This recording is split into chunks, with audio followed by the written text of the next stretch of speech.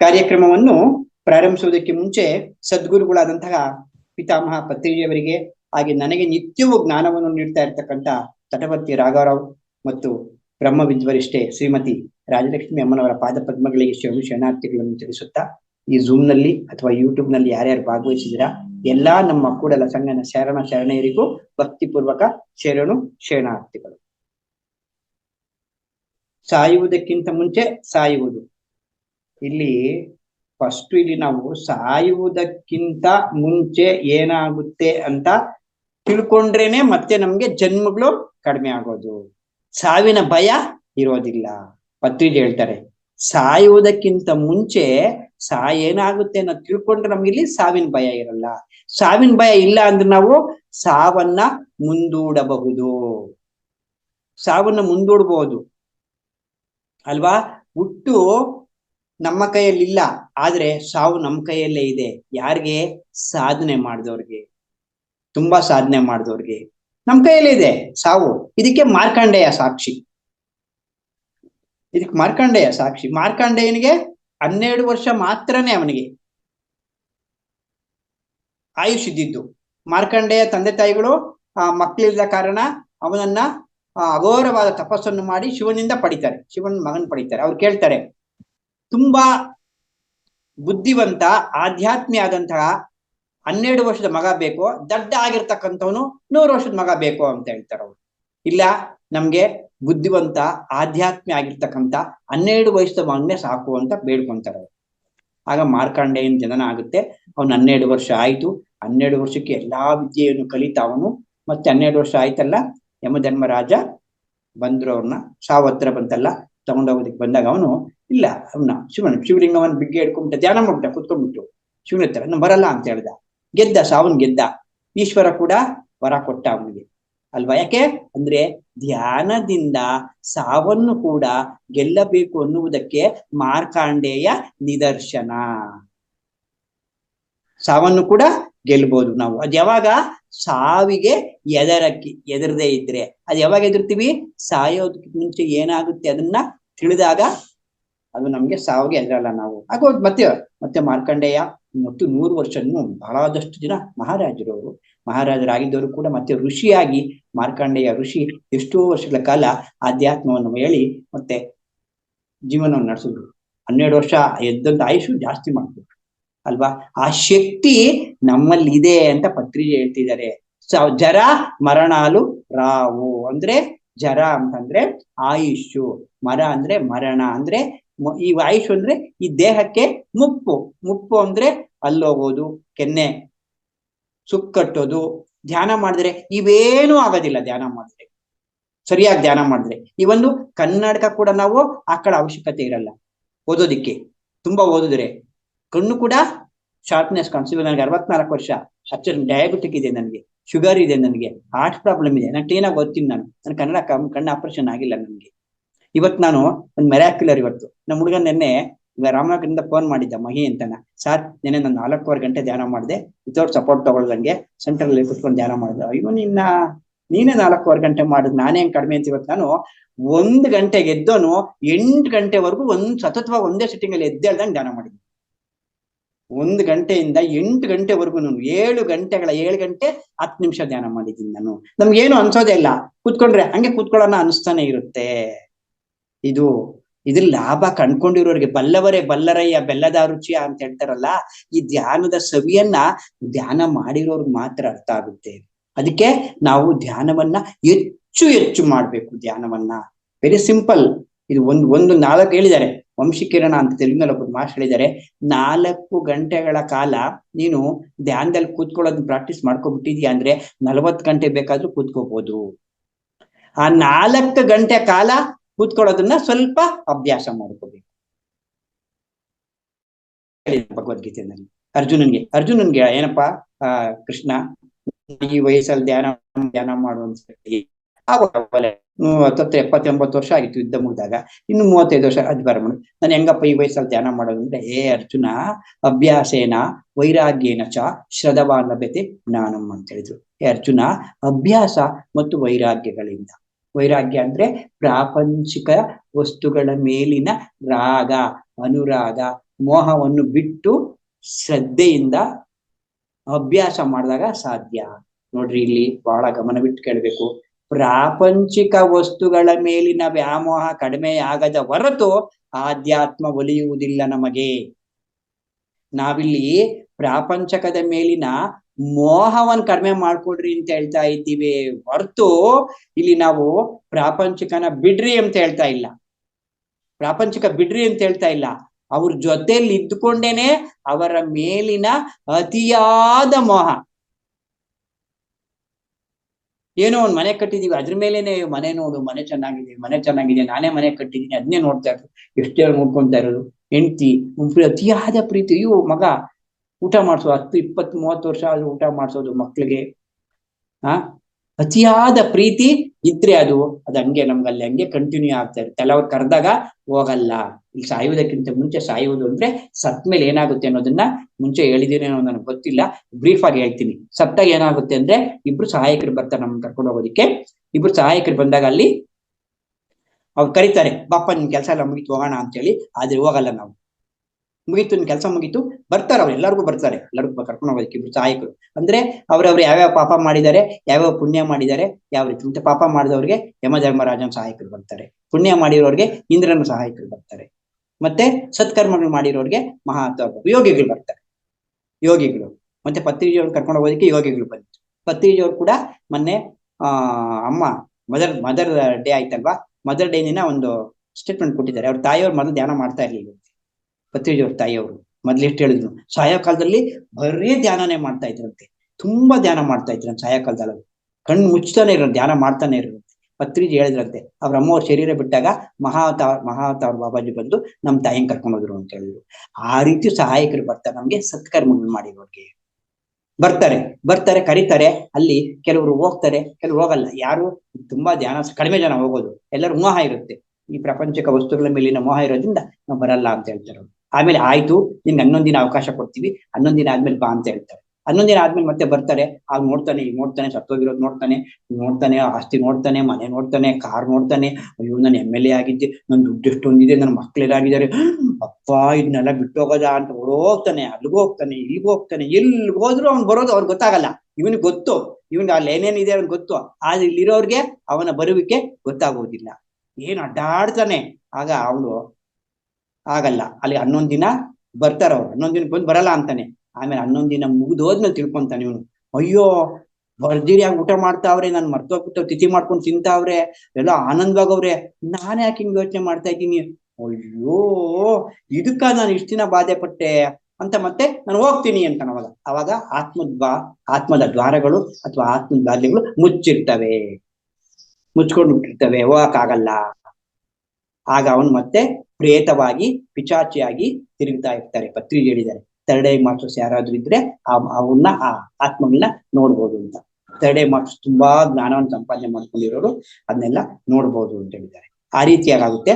ಅದಕ್ಕೆ ಸಾಯುವುದಕ್ಕಿಂತ ಸತ್ರೆ ಅಲ್ಲೇನ್ ನಡೆಯುತ್ತೆ, ಇವಾಗ ನಡೀತಲ್ಲ ಅದನ್ನ ಇವಾಗ ತಿಳ್ಕೊಂಡ್ಬಿಟ್ರೆ ನಾವು ಅವಾಗ ಆರಾಮಾಗಿ ಶರೀರ ಬಿಟ್ಬಿಡ್ತೀವಿ. ನಾವು ಶರೀರ ಬಿಟ್ಟು ಕರೆದ ತಕ್ಷಣ ಹೋಗ್ತೀವಿ ಅಲ್ವಾ. ನೋಡಿ, ಪತ್ರಿಜಿಯವ್ರು ಏನ್ ಹೇಳಿದ್ದಾರೆ, ಯಾರಾದ್ರೂ ಸತ್ತೋದ್ರು ಅಂತ ಹೇಳಿದ್ರು ಅಂದ್ರೆ ಪತ್ರಿಜಿಗೆ ಯಾರಾದ್ರೂ ಫೋನ್ ಮಾಡ್ಬಿಟ್ಟು ಅವ್ರು ಯಾರು ಸತ್ತೋದ್ರಪ್ಪ ಅಂತ ಫೋನ್ ಮಾಡ್ಬಿಟ್ರೆ ಪತ್ರಿಜಿಯವರು ಸತ್ತೋದ ತಕ್ಷಣ ಹೋಗ್ಲಿ ಬಿಡಯ್ಯ ಏನಂತೆ, ಫೋನ್ ಮಾಡಿದ್ರೆ ಹೋದ್ರು, ಒಳ್ಳೆ ಕೆಲಸ ಮಾಡ್ಬೇಕಾಗಿತ್ತು, ಮಾಡಿದ್ರು, ಹೋದ್ರು, ಅದಕ್ಕೆ ಯಾಕೆ ಚಿಂತೆ ಮಾಡೋದು, ಇನ್ನು ಉನ್ನತ ಲೋಕಗಳಿಗೆ ಹೋಗ್ತೀವಿ ನಾವು ಅಲ್ವಾ.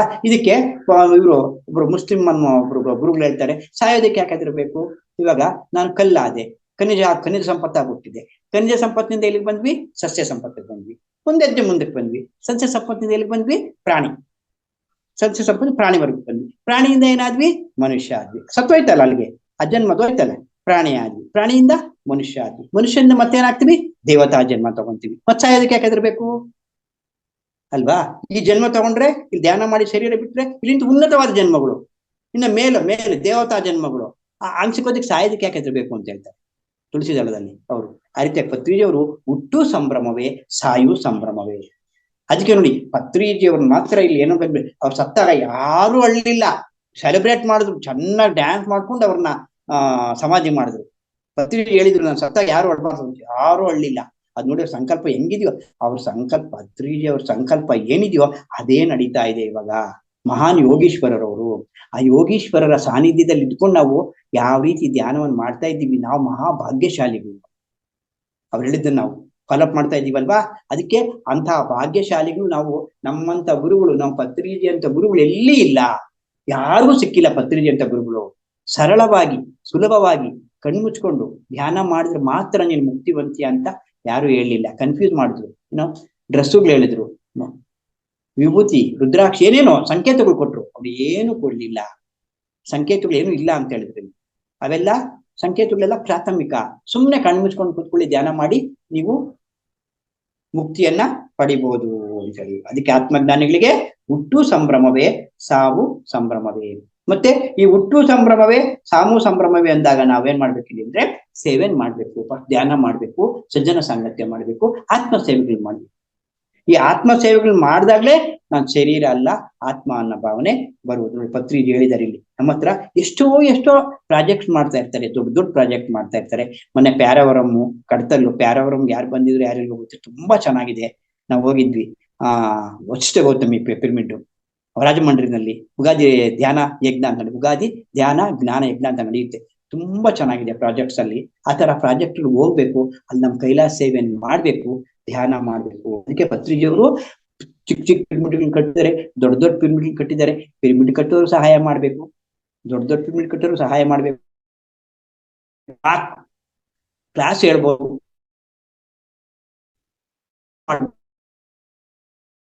ನಿಮ್ಗೆ ಏನು ಇರುತ್ತೋ ಅದು. ಪತ್ರಿಜಿಯವರು ನೀನು ಹಣನೇ ಕೊಡ್ಬೇಕು ಅಂತ ಏನಿಲ್ಲ, ಹಣದಿಂದನೇ ಎಲ್ಲಾನು ಆ ಹಣವನ್ನು ಕೊಟ್ಟಲ್ಲ, ಸೇವೆನೂ ಮಾಡ್ಬೋದಲ್ಲಿ.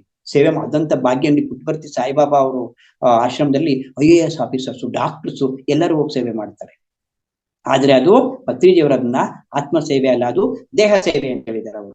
ಅಷ್ಟೇ, ದೇಹ ಸೇವೆನೆ. ಅಲ್ಲಿ ಧ್ಯಾನ ಹೇಳಲ್ಲ ಅವರು, ಪುಣ್ಯದ ಕೆಲಸ ಅದು. ಅದು ಪುಣ್ಯ, ಸತ್ಕರ್ಮ ಅಲ್ಲ, ಅದು ಪುಣ್ಯ ಕರ್ಮ. ಅದು ದೇಹ ಸೇವೆನೆ ಅಲ್ಲಿ ಅಷ್ಟಲ್ಲ ಮಾಡಿದ್ರೆ. ಅಲ್ಲಿ ಇಲ್ಲಿ ಆತ್ಮ ಸೇವೆ ಅಂದ್ರೆ ಧ್ಯಾನ ಮಾಡುವವರ ಪ್ರಾಜೆಕ್ಟ್ಗಳಲ್ಲಿ ಭಾಗವಹಿಸೋದು, ಧ್ಯಾನ ಮಾಡುವ ಕಾರ್ಯಕ್ರಮಗಳಲ್ಲಿ ಭಾಗವಹಿಸೋದು, ಧ್ಯಾನ ಮಾಡುವವರಿಗೆ ಸಹಾಯ ಮಾಡುವುದು. ನಿನಗೆ ಯಾವ ರೀತಿ ಧ್ಯಾನ ಮಾಡೋರು ಸಹಾಯ ಆಗುತ್ತೋ ಆ ರೀತಿ ಧ್ಯಾನ ಮಾಡೋರ್ಗೆ ಹಣನೂ ಕೊಡ್ಬೋದು. ಧ್ಯಾನ ಮಾಡೋರ್ಗೆ ಅವ್ರಿಗೇನಾದ್ರು ಎಲ್ಗಾರು ಯಾರಾದ್ರೂ ಇಬ್ರು ಮೂವಾರು ಇಲ್ಲಿ ಒಂದು ಪ್ರಾಜೆಕ್ಟ್ ನಡೀತಾ ಇದೆ ಅಂದ್ರೆ ಅವ್ರಿಗೆ ಹಣ ಕೊಟ್ಟು ಕರ್ಕೊಂಡ್ ಬರ್ಬೋದು, ಅದು ಸೇವೆನೆ. ದುಡ್ಡಿರಲ್ಲ ಅವ್ರ ಹತ್ರ, ಧ್ಯಾನ ಯಜ್ಞಕ್ಕೆ ಪಾಲ್ಗೊಳ್ಬೇಕು ಅಂತ ಇರ್ತಾರೆ, ಅದು ದುಡ್ಡು ಕೊಟ್ಟರು ಕೂಡ ಅದು ಸೇವೆ, ಆತ್ಮ ಸೇವೆ. ಪುಸ್ತಕಗಳು ಬರೆಯೋದು, ಪುಸ್ತಕಗಳು ಕೊಡಿಸೋದು, ಪುಸ್ತಕಗಳು ಓದಿಸೋದು, ಪುಸ್ತಕಗಳು ಬರೆಯೋದಕ್ಕೆ ಹಣ ಕೊಡೋದು, ಅನ್ನದಾನಕ್ಕೆ ಹಣ ಕೊಡೋದು, ಶ್ರಮದಾನ, ಊಟಕ್ಕೆ ಬಡಿಸೋದು, ಕಸ ಗುಡಿಸೋದು, ಏನ್ ಕೆಲಸ ಬೇಕಾದ್ರೂ ಮಾಡ್ಬೋದು. ಪತ್ರಿಜಿಯವರು ಕೂಡ ಊಟಕ್ಕೆ ಬಡಿಸ್ತಾ ಇದ್ರು, ಸುಮ್ಮನೆ ಇರ್ತಾ ಇರ್ಲಿಲ್ಲ, ದೇಹ ಸೇವೆ ಮಾಡ್ತಾ ಇದ್ರು ಪತ್ರಿಜಿಯವರು ಒಂದ್ಸಾರಿ ನಾವು ವಿಶಾಖಪಟ್ಟಣಕ್ಕೆ ಹೋಗಿದ್ವಿ. ಅಲ್ಲಿ ವಿಶಾಖಪಟ್ಟಣಕ್ಕೆ ಹೋದಾಗ ಅರಕು, ಅಲ್ಲಿ ಕರುಣಾ ಮಹಾ ಧ್ಯಾನ ಯಜ್ಞ ಆಗುತ್ತೆ. ಅಲ್ಲಿ ಹೋದಾಗ ನಾವು ಹೋಗಿದ್ವಿ. ಇವತ್ತು ಕ್ಲಾಸ್ ಏನ್ ಹೇಳೋದು ಅಂತಂದ್ರು ಪತ್ರಿಜಿಯವರು, ಯು ಆರ್ ಆಲ್ ಬ್ರಹ್ಮ ಋಷಿ ಅಂತ ಹೇಳಿದ್ರು. ನೀವೆಲ್ಲರೂ ಬ್ರಹ್ಮ ಋಷಿಗಳೇ ಅಂತ ಹೇಳಿದ್ರು. ಅವ್ರಿಗೆ ಬ್ರಹ್ಮ ಋಷಿಗಳು ಅಂದಾಗ ಅವ್ರು ಇನ್ನೊಬ್ರು, ಇಲ್ಲ ಏಮನ ಚಪ್ಪಂಡಿ ಅಂತೆ, మీకు ఇంకా ನಿಮ್ಗೇನು ಅರ್ಥ ಆಗ್ಲಿಲ್ಲ ಮೂರ್ಖರು ಅಂದ್ಬಿಟ್ರು ಅವ್ರು. ಇನ್ನ ಹೇಳಿ ಅಂದ್ರೆ ನಿಮ್ಗೇನು ಅರ್ಥ ಆಗ್ಲಿ ಮೂರ್ಖರು. ಹೇಳ್ತಾ ಇದ್ನಲ್ಲ ಬ್ರಹ್ಮ ಋಷಿಗಳು ಅಂತ, ಇನ್ನೇನ್ ಹೇಳ್ಬೇಕು ಅಂತ ಹೇಳ್ಬಿಟ್ಟು ಅವಾಗ ಪತ್ರಿಜಿಯವರು, ಇಲ್ಲ ನಾನು ಸೇವೆ ಮಾಡಕ್ ಹೋಗ್ಬೇಕು ಅಂತ ಹೇಳಿ ಪತ್ರಿಜಿಯವರು ಊಟಕ್ಕೆ ಬಡ್ಸೋದಕ್ಕೆ ಬಂದ್ರು ಅಲ್ಲಿ. ಅಷ್ಟೇ ಹೇಳಿದ್ ಕ್ಲಾಸ್ ಅವರು, ನೀವೆಲ್ಲರೂ ಬ್ರಹ್ಮ ಋಷಿಗಳೇ. ಅಂದ್ರೆ ನಾವೆಲ್ಲರೂ ಬ್ರಹ್ಮ ಋಷಿಗಳು ಅಂತ ತಿಳಿದಾಗ ನಾವು ಸಾಯುವ ಏನು ಅಂತನ ತಿಳ್ಕೊಂತೀವಿ. ಬ್ರಹ್ಮ ಋಷಿ ಅಂದ್ರೆ ಬ್ರಹ್ಮಜ್ಞಾನ ತಿಳಿದ್ರು ಬ್ರಹ್ಮ ಋಷಿಗಳು. ಪತ್ರಿಜಿಯವರು ಇಲ್ಲಿ ಯಾವ ಗುರು ಪರಂಪರೆಯಲ್ಲಿ, ಗುರು ಶಿಷ್ಯರ ಪರಂಪರೆಗಳಲ್ಲೂ ಕೂಡ ಇಲ್ಲಿ ಯಾರು ನಮ್ಮ ಶಿಷ್ಯರನ್ನ ಗುರುಗಳು ಅಂತ ಒಪ್ಕೊಳ್ಳಲ್ಲ. ಅವ್ರು ಗುರುಗಳಾಗೇ ಇರ್ತಾರೆ, ಆಶೀರ್ವಾದ ಮಾಡ್ತಾನೆ ಇರ್ತಾರೆ. ಅವರು ಆಶೀರ್ವಾದ ಮಾಡ್ತೀವಿ ಅಂತಾರೆ. ಆದ್ರೆ ಪತ್ರಿಜಿ ಇಲ್ಲ, ಯಾರು ಆಶೀರ್ವಾದ ಮಾಡಲ್ಲ, ನೀನೇ ಆಶೀರ್ವಾದ ಮಾಡ್ಕೊಳ್ಳೋದು. ಇಲ್ಲಿ ನೀನು ಗುರು ಶಿಷ್ಯನಾಗಿರ್ಬಾರ್ದು, ನೀನು ಕೂಡ ಗುರುನೇ, ಯು ಆರ್ ಆಲ್ಸೋ ಮಾಸ್ಟರ್, ನೀನು ಕೂಡ ಬ್ರಹ್ಮಜ್ಞಾನಿನೇ, ಬ್ರಹ್ಮ ಋಷಿನೇ ಅಂತ ಹೇಳ್ದಂತ ಏಕೈಕ ಗುರುಗಳು ನಮ್ಮ ಪಿತಾಮಹ ಪತ್ರಿಜಿಯವರು. ಯಾಕೆ ಹೇಳಿದ್ರು ಅವರು ಇದನ್ನ? ಪತ್ರಿಜಿಯವರು ಯಾಕೆ ಹೇಳಿದ್ರು ಅಂತಂದ್ರೆ, ಇಲ್ಲಿ ಅವರು ಬ್ರಹ್ಮ ಋಷಿ ಆಗಿರುವುದರಿಂದ ಎಲ್ಲರೂ ಬ್ರಹ್ಮ ಋಷಿಗಳಾಗೆ ಕಾಣಿಸಿದ್ರು ಅವರು, ಅಲ್ವಾ? ಒಬ್ಬ ಮನುಷ್ಯನಿಗೆ ನೋಡುವ ದೃಷ್ಟಿಯಿಂದಲೇ ದೃಷ್ಟಿ ಹೆಂಗಿರುತ್ತೆ ಹಂಗೆ ಸೃಷ್ಟಿ ಆಗ್ತಾ ಇರುತ್ತೆ, ಅಲ್ವಾ? ನಾವು ನೋಡೋ ದೃಷ್ಟಿ ಅಂದಲ್ಗೆ ಆತ್ಮ ದೃಷ್ಟಿಯಿಂದ ನೋಡ್ಬೇಕು. ಮೊನ್ನೆ ಕೂಡ ಹೇಳಿದ್ದಾರೆ ಪತ್ರಿಜಿಯವರು, ಆತ್ಮ ದೃಷ್ಟಿಯಿಂದ ನೋಡಿ. ಒಬ್ಬ ಕಳ್ಳ ಅಂತ ನೋಡ್ಬೇಡ್ರಿ, ಅಲ್ಲಿ ಅವನು ಆತ್ಮ ನಾನು ಆತ್ಮ. ಅವ್ರೇನ್ ಕಲಿಯೋದಕ್ಕೆ ಬಂದಿದ್ದಾನೆ? ಪಾಠ ಕಲಿಯೋದಕ್ಕೆ ಬಂದಿದ್ದಾನೆ. ಆ ದೃಷ್ಟಿ ಇಟ್ಕೊಂಡು ಎಲ್ಲರೂ ಸರ್ವಾರ್ಥ ಭಾವನೆ, ಸರ್ವ ಸಮರ್ಪಣೆ, ಎಲ್ಲ ಭಾವ, ಎಲ್ಲ ಏನೂ ಇಲ್ಲ ಇಲ್ಲಿ, ಎಲ್ಲರೂ ಒಂದೇ ಅನ್ನೋ ಭಾವನೆಯಿಂದ ಇದ್ದಾಗ ಮಾತ್ರ ನಮ್ಗೆ ಮೋಹ ಕಡಿಮೆ. ಏನು ಬಂದಿದೆ ನಮ್ಗೆ ಈ ಜನ್ಮದಲ್ಲಿ ಪ್ರಾಪ್ತಿ ಇತ್ತು, ಇಂದಿನ ಜನ್ಮದಲ್ಲಿ ಕೊಟ್ಟು ಹುಟ್ಟಬೇಕು, ಇಂದಿನ ಜನ್ಮ ಕೊಟ್ಟಿದೀವಿ, ಹಣ ಬಂದಿದೆ ಅಂದ್ ಮಾತ್ರಕ್ಕೆ ಅವ್ನಿಗಿಲ್ಲ ಅಂದ್ರೆ ಅವ್ನಿಂದ ಜನ್ಮ ಕೊಡ್ಲಿಲ್ಲ ಬರ್ಲಿಲ್ಲ ಅಷ್ಟೇ. ನಾವೇ ಸಾಹುಕಾರರು, ಅವ್ರು ಬಡವರು ಅನ್ನ ಭೇದ ಭಾವನೆ ಇರಬಾರದು. ಎಲ್ಲರನ್ನೂ ಸಮನಾಗಿ ನೋಡ್ಬೇಕು.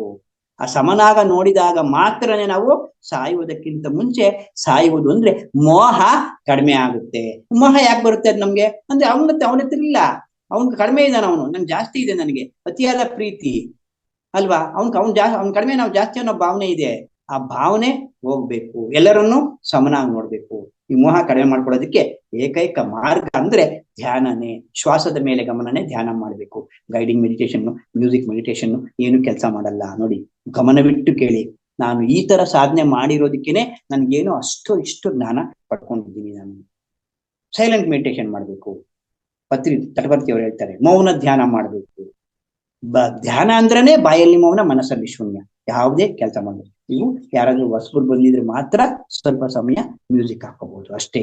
ಆಮೇಲೆ ಬರ್ತಾ ಬರ್ತಾ ಬರ್ತಾ ಬರ್ತಾ ಸೈಲೆಂಟ್ ಆಗಿ ಧ್ಯಾನ ಮಾಡ್ಬೇಕು. ಮನಸ್ಸು ಶೂನ್ಯ ಆಗ್ಬೇಕು. ಮನಸ್ಸು ಶೂನ್ಯ ಆಗದ ಹೊರತು ನಮ್ಮ ಕಾಸ್ಮಿಕ್ ಎನರ್ಜಿ. ಮನಸ್ಸು ಶೂನ್ಯ ಅಂತಂದ್ರೆ ಉಸಿರಾಡ್ತಾ ಆಲೋಚನೆ ಬರ್ತಾ ಇರುತ್ತೆ, ಉಸಿರಾಡ್ತಾ ಇರ್ತೀವಿ, ಆಲೋಚನೆ ಕಟ್ ಮಾಡ್ತೀವಿ, ಉಸಿರಾಡ್ತಾ ಗಮನ ಕೊಡ್ತೀವಿ. ಮತ್ತೆ ಹಂಗೆ ಮಾಡ್ತಾ ಮಾಡ್ತಾ ಮಾಡ್ತಾ ಒಂದು ಸಮಯದಲ್ಲಿ ನಮ್ಗೆ ಕಂಪ್ಲೀಟ್ ಆಗಿ ಆಲೋಚನೆ ಕಡಿಮೆ ಆಗುತ್ತೆ, ಉಸಿರು ನಿಂತೋಗುತ್ತೆ. ಅದನ್ನೇ ಅಧ್ಯಾಸ ಅಂತ ಕರೀತಾರೆ. ಅಧ್ಯಾಸ, ಆ ಸಮಯವನ್ನ, ಆ ಆಲೋಚನಾ ರಹಿತ ಸಮಯವನ್ನ ಅಧ್ಯಾಸ ಅಂತ ಕರೀತಾರೆ. ಆ ಸಮಯದಲ್ಲಿ ನಮ್ಗೆ ವಿಶ್ವಮಯ ಪ್ರಾಣಶಕ್ತಿ ನಮ್ಮ ಶರೀರದಲ್ಲಿ ಪ್ರವೇಶ ಮಾಡುತ್ತೆ. ವಿಶ್ವಮಯ ಪ್ರಾಣಶಕ್ತಿ ನಮ್ಮ ಶರೀರದಲ್ಲಿ ಪ್ರವೇಶ ಮಾಡದ ಹೊರತು ನಮ್ಮಲ್ಲಿನ ನಾಡಿಮಂಡಲ ಶುದ್ಧಿ ಆಗಲ್ಲ. ನಾಡಿಮಂಡಲ ಶುದ್ಧಿ ಆಗಲ್ಲ, ಇಂದ್ರಿಯಗಳು ಕೆಲಸ ಮಾಡ್ತಾ ಇರುತ್ತೆ. ಆ ನಾಡಿಮಂಡಲ ಶುದ್ಧಿ ಆದ್ರೇನೆ ನಮ್ಗೆ ಬದಲಾವಣೆ ಆಗೋದು, ಪರಿವರ್ತನೆ ಆಗೋದು. ನಮ್ಮಲ್ಲಿ ಪರಿವರ್ತನೆ ಆದ್ರೇನೆ, ಗುಣ ಪರಿವರ್ತನೆ ಆದ್ರೇನೆ ಮೋಹ ಕಡಿಮೆ ಆಗೋದು, ಆಗ್ಲೇನೆ ಜನ್ಮಗಳು ಕಡಿಮೆ ಆಗುತ್ತೆ. ಆಗ ಸಾಯುವುದಕ್ಕಿಂತ ಮುಂಚೆ ಏನಾಗುತ್ತೆ ಅಂತ ತಿಳ್ಕೊಂಡು ಅಲ್ಲಿ ಕರೆದ ತಕ್ಷಣ ನಾವು ಡೈರೆಕ್ಟ್ ಆಗಿ ಹೊರಟೋಗ್ಬರ್ತಾ ಇರ್ತೀವಿ. ಇದಕ್ಕೆಲ್ಲ ಒಂದೇ ಮಾರ್ಗ, ಹೆಚ್ಚು ಹೆಚ್ಚು ಧ್ಯಾನವನ್ನು ಮಾಡಬೇಕು. ಹೆಚ್ಚು ಹೆಚ್ಚು ಧ್ಯಾನ. ಇಲ್ಲಿ ಬಹಳ ಗಮನ ಇಟ್ಟು ಕೇಳಬೇಕು. ಎಷ್ಟು ಸಾಧನೆ ಮಾಡ್ತಾ ಇರ್ತೀವೋ ಅಷ್ಟು ಫಿಲ್ಟರ್ ಆಗ್ತಾ ಇರ್ತೀವಿ ನಾವು. ಬೇರೆ ಅನ್ಯ ಮಾರ್ಗ ಇಲ್ವೇ ಇಲ್ಲ. ಕೆಲವ್ರು ಏನೋ ಹೇಳ್ತಾರೆ, ಮಾಸ್ಟರ್ಸ್ ಏನ್ ಹೇಳ್ತಾರೆ, ಒಂದು ಕ್ಲಾಸ್ಗಳು ಹೇಳ್ತಾ ಅವ್ರು ಮಾಡಲ್ಲ ಧ್ಯಾನ. ಬಹಳ ಜನ ಮಾಸ್ಟರ್ಸ್ ನೋಡಿದೀನಿ, ಕ್ಲಾಸ್ ಮಾಡೋರು ಧ್ಯಾನ ಮಾಡಲ್ಲ. ನಾನು ಹಿಂದಿನ ಜನ್ಮದ ಧ್ಯಾನ ಎಲ್ಲ ಮಾಡ್ಬಿಟ್ಟಿದೀನಿ, ಇವಾಗ ನಾನು ಕ್ಲಾಸ್ ಮಾಡಕ್ ಬಂದಿದ್ದೀನಿ ಅಂತ ಹೇಳ್ತಾರೆ. ಎಲ್ಲ ಬೋಗಸ್ಸು. ಹಿಂದಿನ ಜನ್ಮದಲ್ಲಿ ಕ್ಲಾಸ್ ಮಾಡಿದ್ರೆ ಶಿವ ಯಾಕೆ ಧ್ಯಾನ ಮಾಡ್ತಿದ್ದಾನೆ, ಆಂಜನೇಯ ಸ್ವಾಮಿ ಯಾಕೆ ಧ್ಯಾನ ಮಾಡ್ತಿದ್ದಾರೆ ಅಂತ ಮಹಾನ್ ವ್ಯಕ್ತಿಗಳು ಅವರೇ ಹಿಂದಿನ ಜನ್ಮ ಧ್ಯಾನ ಮಾಡಿಲ್ವಾ ಅವರು? ಹಾಗಾಗಲ್ಲ, ಇನ್ನು ಧ್ಯಾನ ಮಾಡ್ತಾನೇ ಇರ್ಬೇಕು. ಧ್ಯಾನಕ್ಕೆ ಕೊನೆನೇ ಇಲ್ಲ. ಶಿವ ಕೂಡ ಧ್ಯಾನ ಮಾಡ್ತಾ ಇದ್ದ. ನಿನ್ನ ಕೇಳಿದ್ರಂತ ಪಾರ್ವತಿ, ಏನ್ ಸ್ವಾಮಿ ನೀನೇ ಮಹಾಯೋಗಿ, ನಿನ್ಗಿಂತ ಮತ್ತೆ ಇನ್ನು ಯಾಕೆ ಇನ್ನೂ ನೀವು ಧ್ಯಾನ ಮಾಡ್ತಾ ಇದೀಯ ಅಂದ್ರೆ, ಇಲ್ಲ ಇನ್ನೂ ಇದೆ, ನಾನು ಇನ್ನೂ ಕಲಿಯೋದಿದೆ. ಅದಕ್ಕೆ ಅವ್ರು ಧ್ಯಾನ ಮಾಡೋ ಉದ್ದೇಶ, ನಾವು ಧ್ಯಾನ ಮಾಡಿ ಆ ಅನುಭವವನ್ನ ಪಡ್ಕೊಂಡು ಕ್ಲಾಸುಗಳು ಹೇಳ್ಬೇಕು. ಪತ್ರಿಜಿ ಹೇಳಿದ್ದಾರೆ, ನೀನ್ ಇನ್ನೂ ಸೇವೆ ಮಾಡ್ತಾ ಇದ್ದೀಯಾ? ಕೆಲವ್ರು ಪತ್ರಿಜಿ, ಕೆಲವ್ರು ಮಾತ್ರ ಸೇವೆ ಮಾಡ್ತಾ ಇದ್ದೀನಿ, ನಾನು ಹಣ ಸಹಾಯ ಮಾಡ್ತಾ ಇದ್ದೀನಿ, ಅಡ್ಮಿಟ್ ಕಟ್ತಾ ಇದ್ದೀನಿ. ನೀನ್ ಧ್ಯಾನ ಮಾಡ್ಬೇಕು. ಧ್ಯಾನ ಮಾಡಿ ಅವೆಲ್ಲ ಅಷ್ಟು ಧ್ಯಾನ. ಪತ್ರಿಜಿಯವರು ಕೂಡ ಅವರು ನೋಡಿ, ರಾಮಚಂದ್ರಾರೆಡ್ಡಿ ಪತ್ರಿಜಿಯವರು ಹೇಗಿರುತ್ತೆ ಅಂದ್ರೆ, ಈ ಶಕ್ತಿ ಹೆಂಗ್ ತಿಳ್ಕೊಂಡ್ರು ಅಂದ್ರೆ, ರಾಮಚಂದ್ರಾರೆಡ್ಡಿಯಿಂದ ಪತ್ರಿಜಿಯವರು ಧ್ಯಾನ ಕಲ್ತಿದ್ರು. ಒಂದ್ಸತಿ ಕೂತಿದ್ರಂತೆ ಕರ್ನೂಲಲ್ಲಿ ಎಲ್ಲೋ ಕೂತಿದ್ರಂತೆ. ರಾಮಚಂದ್ರಾರೆಡ್ಡಿ ಫೋನ್ ಮಾಡಿದ್ರಂತೆ, ಸ್ನೇಹಿತರಂತೆ. ಅಲ್ಲ ಒಂದು ಏನೇನು, ನೀವು ಇಂತಿಂತ ಡ್ರೆಸ್ ಹಾಕೊಂಡಿದ್ದೀರಾ, ಇಂತಿಂತ ಡ್ರೆಸ್ ಹಾಕೊಂಡಿದ್ದೀರಾ ಮಾತಾಡ್ತಾ ಇದ್ದಂತೆ. ಪತ್ರಿಜಿಯವರು ಭಾರಿ ಆಗ್ತದೆ. ನಿಮ್ಗೇನ್ ಗೊತ್ತು ಅಂತಂದ್ರೆ, ಧ್ಯಾನ ಮಾಡಿ ಸೂಕ್ಷ್ಮ ಶರೀರ ಪ್ರಯಾಣ ಮಾಡಿ ನಿಮ್ನೆಲ್ಲ ನೋಡ್ತಾ ಇದ್ದೀವಿ ಅಂತ. ಆಗ ಪತ್ರಿಜಿಯವರಿಗೆ ಧ್ಯಾನದ ಮೇಲೆ ಆಸಕ್ತಿ ಬಂತಂತೆ. ಅವ್ರು ಧ್ಯಾನ ಅಂದ್ರೆ ಇಷ್ಟು ಶಕ್ತಿ ಇದೆಯಾ, ಇಷ್ಟು ಪವರ್ ಇದೆ ಧ್ಯಾನಕ್ಕೆ ಅಂತ. ಆಗ ಪತ್ರಿಜಿಯವರು 3 ತಿಂಗಳ ಕಾಲ ಸತತವಾಗಿ ಧ್ಯಾನ ಮಾಡಿದ್ರು. 90 ದಿವಸ ಎಲ್ಲಿಗೂ ಹೋಗ್ದಂಗೆ 3 ತಿಂಗಳ ಕಾಲ ಸತತವಾಗಿ ಧ್ಯಾನ ಮಾಡಿ ಕಂಡುಕೊಂಡು ನಮ್ಗೆಲ್ಲ ಹಂಚ್ತಾ ಇರೋದು. ಅವ್ರು ಧ್ಯಾನ ಮಾಡುವಾಗ ಮ್ಯೂಸಿಕ್ ಹಾಕೊಂಡು ಧ್ಯಾನ ಮಾಡಿದ್ರೆ, ಪತ್ರಿಜಿ ಅವಾಗ ಅಲ್ಲಿ 3 ತಿಂಗಳು ಯಾರಿತ್ತು ಮ್ಯೂಸಿಕ್ ಹಾಕೊಳ್ಳೋದು ಕಲಿತ್ತು ಅವ್ರಿಗೆ. ಗೈಡಿಂಗ್ ಐತೇನಲ್ಲಿ ಹೇಳಿದ್ದಾರೆ ಪತ್ರಿಜಿಯವರು ಫ್ಲೂಟ್ ನುಡಿಸಿ ಧ್ಯಾನ ಮಾಡೋದು ಬೇರೆ. ಪತ್ರಿಜಿಯವರು ಯೋಗೀಶ್ವರರು, ಶ್ರೀಕೃಷ್ಣ ಪರಮಾತ್ಮ ಅವರ ಸಮ್ಮುಖದಲ್ಲಿ ಫ್ಲೂಟ್ ನುಡ್ಸ್ಕೊಂಡು ಧ್ಯಾನ ಮಾಡ್ತಾ ಇದ್ರೆ, ಆ ವೈಬ್ರೇಷನ್ಸ್, ಆ ತರಂಗಗಳು, ಆ ಶಕ್ತಿ ಎಲ್ಲ ಇಡೀ ಎಲ್ಲಾ ಪ್ರದೇಶ ಎಲ್ಲ ಶಕ್ತಿ ಆವರಿಸ್ಕೊಳ್ಳುತ್ತೆ. ಅವರ ಕಾಪಿ ಅವ್ರದ ರೆಕಾರ್ಡ್ ಹಾಕೊಂಡು ಮಾಡೋದು ಬೇರೆ, ಅವರ ಸಮ್ಮುಖದಲ್ಲಿ ಅವರ ಫ್ಲೂಟ್ ನುಡ್ಸ್ಕೊಂಡು ಧ್ಯಾನ ಮಾಡೋದು ಬೇರೆ. ಅದು ಶಕ್ತಿ ತರಂಗ ಅದು ಅಲ್ವಾ. ಆ ರೀತಿಯಾಗಿ ಈ ರೀತಿಯಾಗಿ ಧ್ಯಾನ ಮಾಡಿದಾಗ ನಾವು ಮೋಹವನ್ನ, ಅವಾಗ ಪತ್ರಿಜಿಯವರು 3 ತಿಂಗಳ ಕಾಲ ಧ್ಯಾನವನ್ನ ಮಾಡಿ, ಓಹೋ ಇದು ತುಂಬಾ ಇದೆ ಅಂತ ಆಗ ಸದಾನಂದ ಯೋಗಿಗಳ ಪರಿಚಯ ಆದ್ಮೇಲೆ ಆ ಸದಾನಂದ ಯೋಗಿಗಳ ಮೂಲಕ ಅವರು ಧ್ಯಾನವನ್ನು ಕಲಿತು ನೋಡಿ. ಇಲ್ಲಿ ಧ್ಯಾನಿ ಸಾಯೋದಕ್ಕೆ ಮುಂಚೆ ಸತ್ತವರು, ಆತ್ಮಜ್ಞಾನಿ ಸಾಯೋದನ್ನ ಮೊದಲೇ ತಿಳ್ಕೊಂತಾನೆ. ಆತ್ಮಜ್ಞಾನಿ ಸಾಯ್ತಾನೆ, ಆತ್ಮಜ್ಞಾನಿ ಸಾಯ್ತಾನೆ, ಮಾಮೂಲಿ ಅಜ್ಞಾನಿ ಹೇಳ್ದಂಗೆ ಸಾಯ್ತಾನೆ. ಗೊತ್ತಾಗಲ್ಲ ಅವನು ಯಾವಾಗ ಸಾಯ್ತೀನಿ ಅಂತ. ಆತ್ಮಜ್ಞಾನಿ ಇಂಥ ಸಮಯದಲ್ಲೇ ನಾನು ಶರೀರ ಬಿಡ್ತೀನಿ ಅಂತ ಹೇಳ್ತಾರೆ ಆತ್ಮಜ್ಞಾನಿ. ಸದಾನಂದ ಯೋಗಿಗಳು ಪತ್ರಿಜಿ ಅವ್ರನ್ನ ಕರೆದು, ಪತ್ರಿಜಿ ನನ್ ಕೆಲಸ ಮುಗಿತಪ್ಪ, ನಾನು ಹೋಗ್ತೀನಪ್ಪ, ನಾನು ಶರೀರ ಬಿಡ್ತೀನಿ, ನನಗೆ ಸರಿಯಾದ ಜಾಗವನ್ನ ಸಮಾಧಿಯನ್ನ ರೆಡಿ ಮಾಡು ಅಂತ ಹೇಳಿದ್ರು. ಆಗ ಪತ್ರಿಜಿ ರೆಡಿ ಮಾಡಿದ್ರು, ಹೇಳಿ ಶರೀರ ಬಿಡ್ತಾನೆ. ಯಾರು? ಆತ್ಮಜ್ಞಾನಿ. ಅಜ್ಞಾನಿ ಹೇಳ್ದಂಗೆ ಶರೀರ ಬಿಡ್ತಾನೆ. ಆಗ ಆ ಹೇಳ್ದಂಗೆ ಶರೀರ ಬಿಟ್ಟ ಅಲ್ಲಿ ಒದ್ಲಾಡ್ತಾನೆ, ಅಯ್ಯೋ ನಾನು ಇನ್ನ ಅದ್ ಮಾಡ್ಬೇಕಾಗಿತ್ತು, ನಾನು ಇನ್ನ ಇದ್ ಮಾಡ್ಬೇಕಾಗಿತ್ತು, ಅಯ್ಯೋ ಅದ್ ನಿಂತೋಯ್ತು, ಅಲ್ಲಿ ನಿಂತೋಯ್ತು, ನಾನು ಇನ್ನೂ MLA ಆಗ್ಬೇಕಾಗಿತ್ತು, ಇನ್ನೂ ಒಂದ್ಸತಿ MLA ಆಗ್ಬೇಕಾಗಿತ್ತು, ಇನ್ನೂ ಹಣ ಸಂಪಾದನೆ ಮಾಡ್ಬೇಕಾಗಿತ್ತು, ನನ್ನ ಮೊಮ್ಮಕ್ಳು ಮದುವೆ ನೋಡ್ಬೇಕಾಗಿತ್ತು, ನನ್ನ ಮೊಮ್ಮಕ್ಳು ಮದುವೆ ನೋಡ್ಬೇಕಾಗಿತ್ತು. ಹೇಳ್ತಾರೆ, ಏನಪ್ಪಾ ಏನಿಲ್ಲಯ್ಯ, ನಂದೆಲ್ಲ ಆಗೋಯ್ತು, ನನ್ ಮಗನ ಮದ್ವೆ ಆಗೋಯ್ತಪ್ಪ ಸದ್ಯ ಅಂತ. ನಮ್ಮ ಮೊಮ್ಮಗನ್ ಮದುವೆ ನೋಡಿದ್ರೆ ಸಾಕಪ್ಪ, ಏನ್ ಆಸೆ ರೀ. ಮೊಮ್ಮಗನ್ ಮದುವೆ ನೋಡಿದ್ರೆ ಸಾಕಪ್ಪ, ಮೊಮ್ಮಗನ್ ಮದುವೆ ನೋಡ್ಬೇಕು, ಆ ಆಸೆಗಳೆಲ್ಲ ಇದ್ರೆ ನಾವು ಸಾಯುವುದಕ್ಕಿಂತ ಮುಂಚೆ ಅಲ್ಲಿ ಏನಾಗುತ್ತೆ ಅದು ಗೊತ್ತಾಗಲ್ಲ. ಶರೀರ ಸಂಪೂರ್ಣವಾಗಿ ಹೆಂಡತಿ ಜೊತೆನೂ ಇರ್ಬೇಕು, ಗಂಡನ ಜೊತೆನೂ ಇರ್ಬೇಕು, MLAನೂ ಆಗಿರ್ಬೇಕು, MP ನೂ ಆಗಿರ್ಬೇಕು, ವ್ಯಾಪಾರನೂ ಮಾಡ್ಬೇಕು, ವ್ಯವಸಾಯನೂ ಮಾಡ್ಬೇಕು. ಅದು ಮಾಡುವಾಗ ಒಳಗಡೆ ನಾನು ಶರೀರ ಅಲ್ಲ, ಆತ್ಮ ಅನ್ನೋ ಭಾವನೆಯಿಂದ. ಆತ್ಮದಲ್ಲಿ ಅದ್ವೈತ್ವ, ಪ್ರಪಂಚಕದಲ್ಲಿ ದ್ವೈತ್ವ. ಪ್ರಪಂಚಕದಲ್ಲಿ ಅವನ ಆಳೆ, ನಾನು ಓನರ್ರೆ, ಅವ್ರ ಗಂಡನೇ, ನಾವ್ ಹೆಂಡ್ತೀನಿ ಅಂದ್ಕೊಂಡೇ ಇರು. ಅದು ಒಳಗಡೆ ಮಾತ್ರ ಅವರು ಕೂಡ ಆತ್ಮನೇ, ನಾನು ಕೂಡ ಆತ್ಮನೇ ಅನ್ನೋ ಭಾವನೆಯಿಂದ ಕೆಲಸ ಮಾಡು. ಇಲ್ಲಿ ನಾವು ಬೋಲಕ್ಕೂ ಕಲಿಯಕ್ ಬಂದಿದೀವಿ, ಇಲ್ಲಿ ಪಾಠ ಕಲಿಯಕ್ ಬಂದಿದೀವಿ, ಕೆಲಸ ಮಾಡ್ಬೇಕು. ಕೆಲಸ ಮಾಡಿದ್ರೆ ಆಗಲ್ಲ. ನಮ್ಗೇನು ಡಿಸೈನ್ ಮಾಡ್ಕೊಂಡ್ ಬಂದಿದೀವಿ, ಅಕರ್ಮಿಯಾಗಿರ್ಬಾರ್ದು, ಕೆಲಸ ಮಾಡ್ಲೇಬೇಕು. ಮತ್ತೆ ಕೆಲವೇನ್ ಮಾಡ್ತಾರೆ, ಕೆಲಸ ಮಾಡಿದ್ರೆ ಇನ್ನೇನ್ ತಪ್ಪ ಕೆಲಸ ಮಾಡೋದೇ